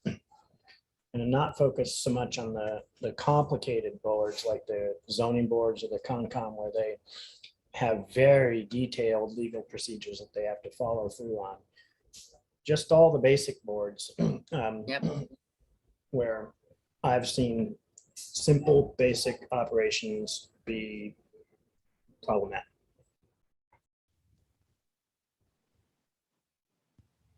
So I think I think it is sort of a two-pronged approach. So there's some commonalities amongst all boards and committees, and those trainings can be organized. This is something that I would foresee, again, the special project person helping to coordinate. And then the individual boards and their very specific training needs is something that we work with the chair and then maybe the clerk of that board. Making sure that people are made aware of those webinars that are available and often free and at your own time and convenience. So I think we need to do both.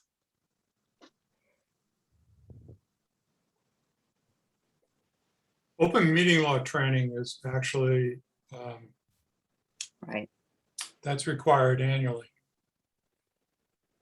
And the process has been that the town clerk gets to the people who have just joined boards. And then, correct me if I'm wrong here, Greg, and then gets to those of us who are continuing on boards. Generally, beginning of the year, beginning of January. Now that puts us 6 months into an appointment year or a elected representative year before people have to review the open meeting law. I don't know why that's the case. Other than just tracking people down and making sure that they've done it. But I don't see why to all members who are continuing members that the open meeting law requirement and any other required trainings don't have to be signed off on before August 1st.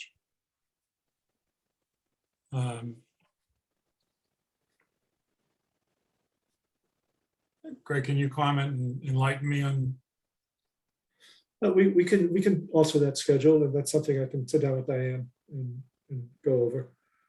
Because I understand that logistically and administratively that you're trying to make sure you track all the people who haven't responded and who haven't said, yes, I've completed these trainings or signed Right. off and said that, and that's a pain in the neck. I know that working in the school system, we had mandated trainings that originally were a day long sitting in a chair and going through the training that you heard last year, but then became do it on your own time. And we had to have it signed off within 4 days of starting back to school and before we saw students. That's employees. It's a little bit different. You can mandate a little bit stronger, but if we gave people a month to sign off on OML training in particular, and any other mandated trainings for ongoing committee members, and then had people who were coming on board, gave them an extra month or so. I'd like to see that done sooner rather than later, particularly on OML training. Yep. And email management training.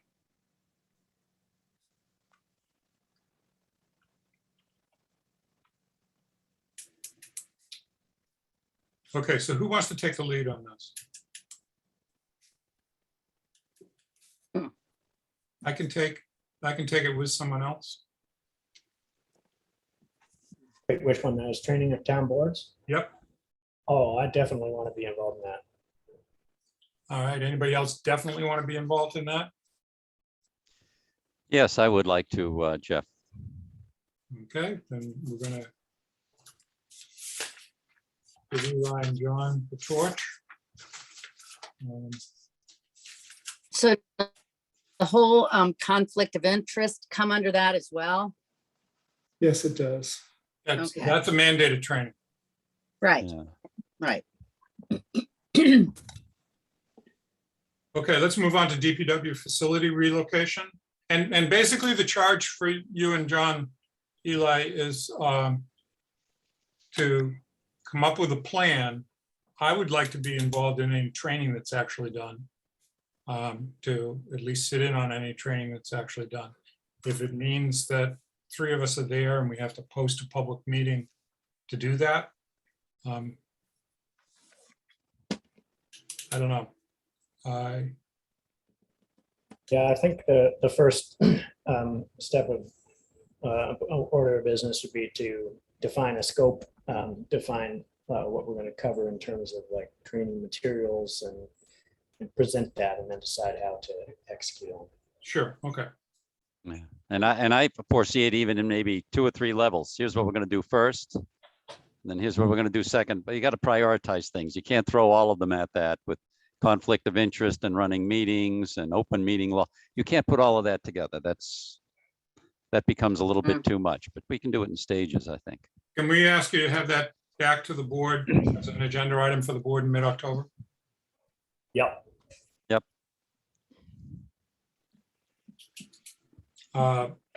DPW facility relocation.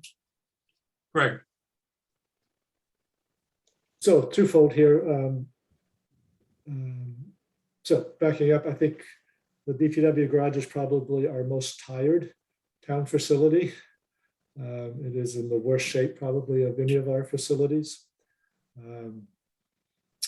And so I do believe it deserves priority. And it also meshes with this whole issue of the housing trust efforts, and they have their eye on that parcel for repurposing for housing. And assuming that we are successful in moving compost operations to the old landfill, then that frees up a potentially good site, the Upper School Street site. We do have some dollars in part of this year's capital budget to help start the preliminary design work to see if that site or another site can work. So I think it's my perspective, it's a priority that needs to advance. okay, Greg, just for my information, is there a temporary relocation that we can do for the DPW garage so that the Pleasant Street site gets freed up? And because moving the compost, even if we approve the contract by mid-October, which is generous in terms of its speed, not generous, it's pretty tough in terms of its speed. Moving the compost is going to take time. Having the Pleasant Street site freed up is going to take time. So are we going to need a temporary relocation for the DPW garage? Well, I wasn't anticipating that, no. So in terms of the housing effort, I think that's, before they have a shovel in the ground, that's quite a few years, that's 4 years away. And I would hope in that 4-year period, we could have potentially a new facility up on School Street. Have a new facility up on School Street for DPW. Right. Did I just whistle out loud? You did, but that's okay. Okay. Is there any concern, and this is, never mind, I won't bring it up now.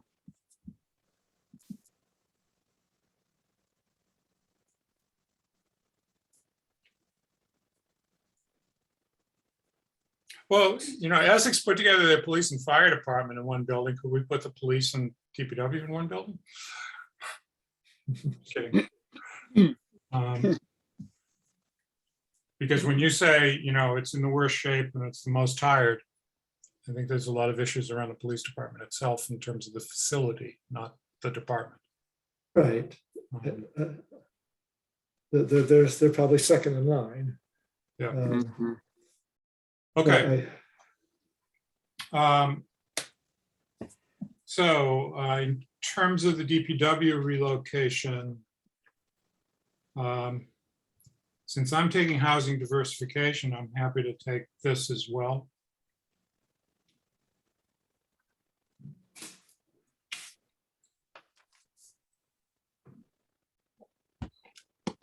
Let's keep moving.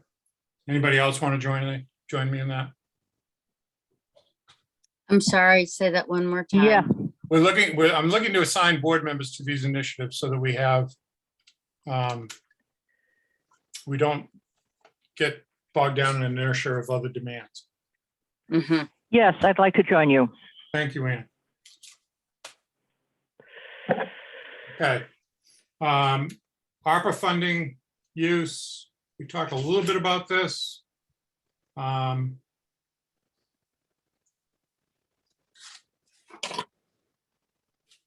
Well, I really would like to wrap this meeting up, and we got 3 items left. Well, actually, we've dealt with speed traffic Yeah, calming. just these last, We have 2 left, resilience to climate change.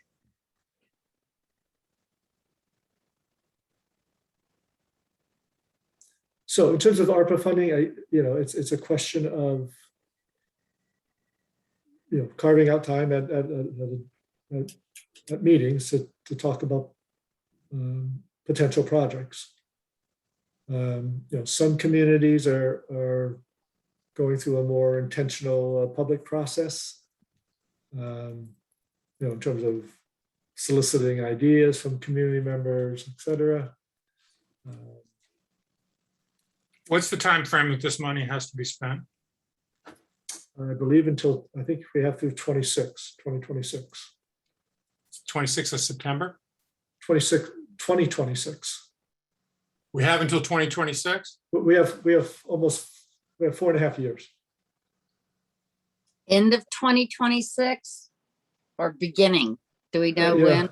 I'm forgetting that detail. Come on, Becky, really? It's a long time. We're talking until the end of June 2022 in terms of our agenda. Okay. Right. I mean, there are needs that are going to be coming before you in the next 12 months for sure, 10 months, to use some of the money. You don't have to decide all of it, but there will be requests coming. Some of these downtown initiatives would probably Exactly. So fit the under this, downtown initiative is coming. Yeah. There could be, we're spending perhaps some on additional COVID efforts, depending on what is happening next. Just hours for the public health nurse may need to be expanded, and we can use these funds for that. So I don't want it to sort of nickel and dime it to death. But we don't need to decide completely every last penny tomorrow. So it's a combination. I just want us to be cognizant of it, and the question to you is, how much do you want to open it up to sort of a public debate?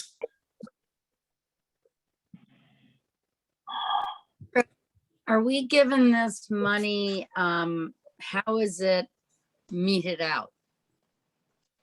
But basically in two chunks. So we have the first half available now, and the second half will become available a year from now. So is it that we submit receipts, or are we given? I mean, we don't have an account with that cash in it.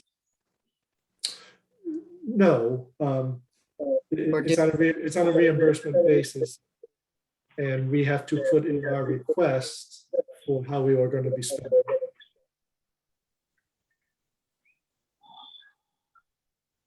Thank you. Okay, so since this is something that's going to be addressed over the next year and possibly, in terms of priorities, the year following that, is there a board member who wants to follow this through with Greg? Just in terms of coordination with the board. I'd like to. And I'm looking for you for resilience to climate change. Okay, then I'll step in with Greg on that. And then, I mean, if the two of you want to work with Greg on that, that's fine in terms of the ARPA funding. But since you're already on the climate resiliency group, I was looking to you for the, yeah. Well, the climate resiliency may relate to the ARPA funding. okay, Good point. so Ann and Greg. All right. I'm not trying to exclude you, Ann. I'm just not trying to, the climate resiliency thing is a big thing, as we all understand, in terms of long-term planning and things like. Except, what do we except do in, in terms of what we do with sewage treatment? I've got lots of time. Okay. All right, so Ann's also on resilience. Does anybody want to rejoin her on resilience?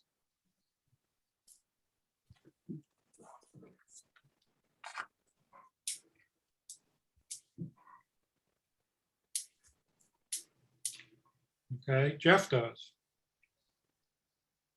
All right.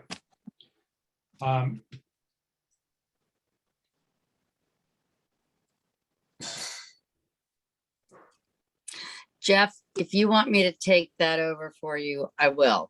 I think you've got a lot on your between chair and everything else.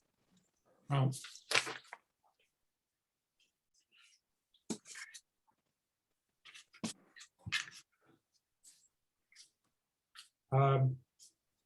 Becky, thank you. You also have a lot. I'm looking over the things that I've written down in terms of who's taking what. You have community policing, downtown revitalization, standards for committee member conduct. Those three alone are pretty big. And Then I take that back. I'm not going to offer to help on it. no, Becky, you're in. No, well, let me do this, Becky. I'd like to take that for now, and if it becomes too crazy or I'm not holding up my own, Ann will let me know. And then I may come back to you. Okay? And you'll have all your problems already solved because this is a much more long-term thing. That's right. I'm going to have speed and traffic calming. Greg and I are going to have that sorted out by what, next week, Greg? Easily. It's already Easily. sorted out because Todd's going to come to us and talk to us about what his traffic mitigation measures have been and how successful they've been. And that's why we talked about that whole list of possible traffic studies that might need to be done to back them up with data. Okay, so Yeah. that one's, I think, in process.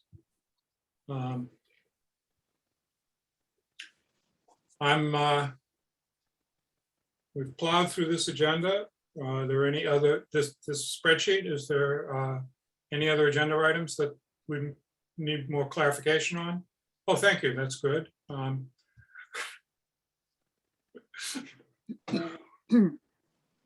not going to ask for a motion to adjourn yet. I do want to know if you feel like we've finished our business or if we're just finished. Let's put it this way. I think we have a solid plate full of work to take care of with what we've discussed here. I think we're all going to be very busy for the next year. I would agree to that. Any other comments? So too. Okay, I'll entertain a motion to adjourn. So moved. Okay, Second, moved by Becky and seconded by Ann. Roll call vote.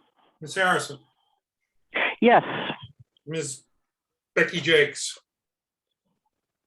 Yes. Mr. Boland, yes. Mr. Round, Yay. Mr. Bodmer Turner. Yes, thank you for hanging in. I think we had a pretty good conversation. And we'll see you all on Monday. Thank you, everybody. All Thank righty. you. Hey, thank you. Thanks, everybody. Yeah, Thank you. Thanks for your time. Yep. Bye-bye. Bye. Bye.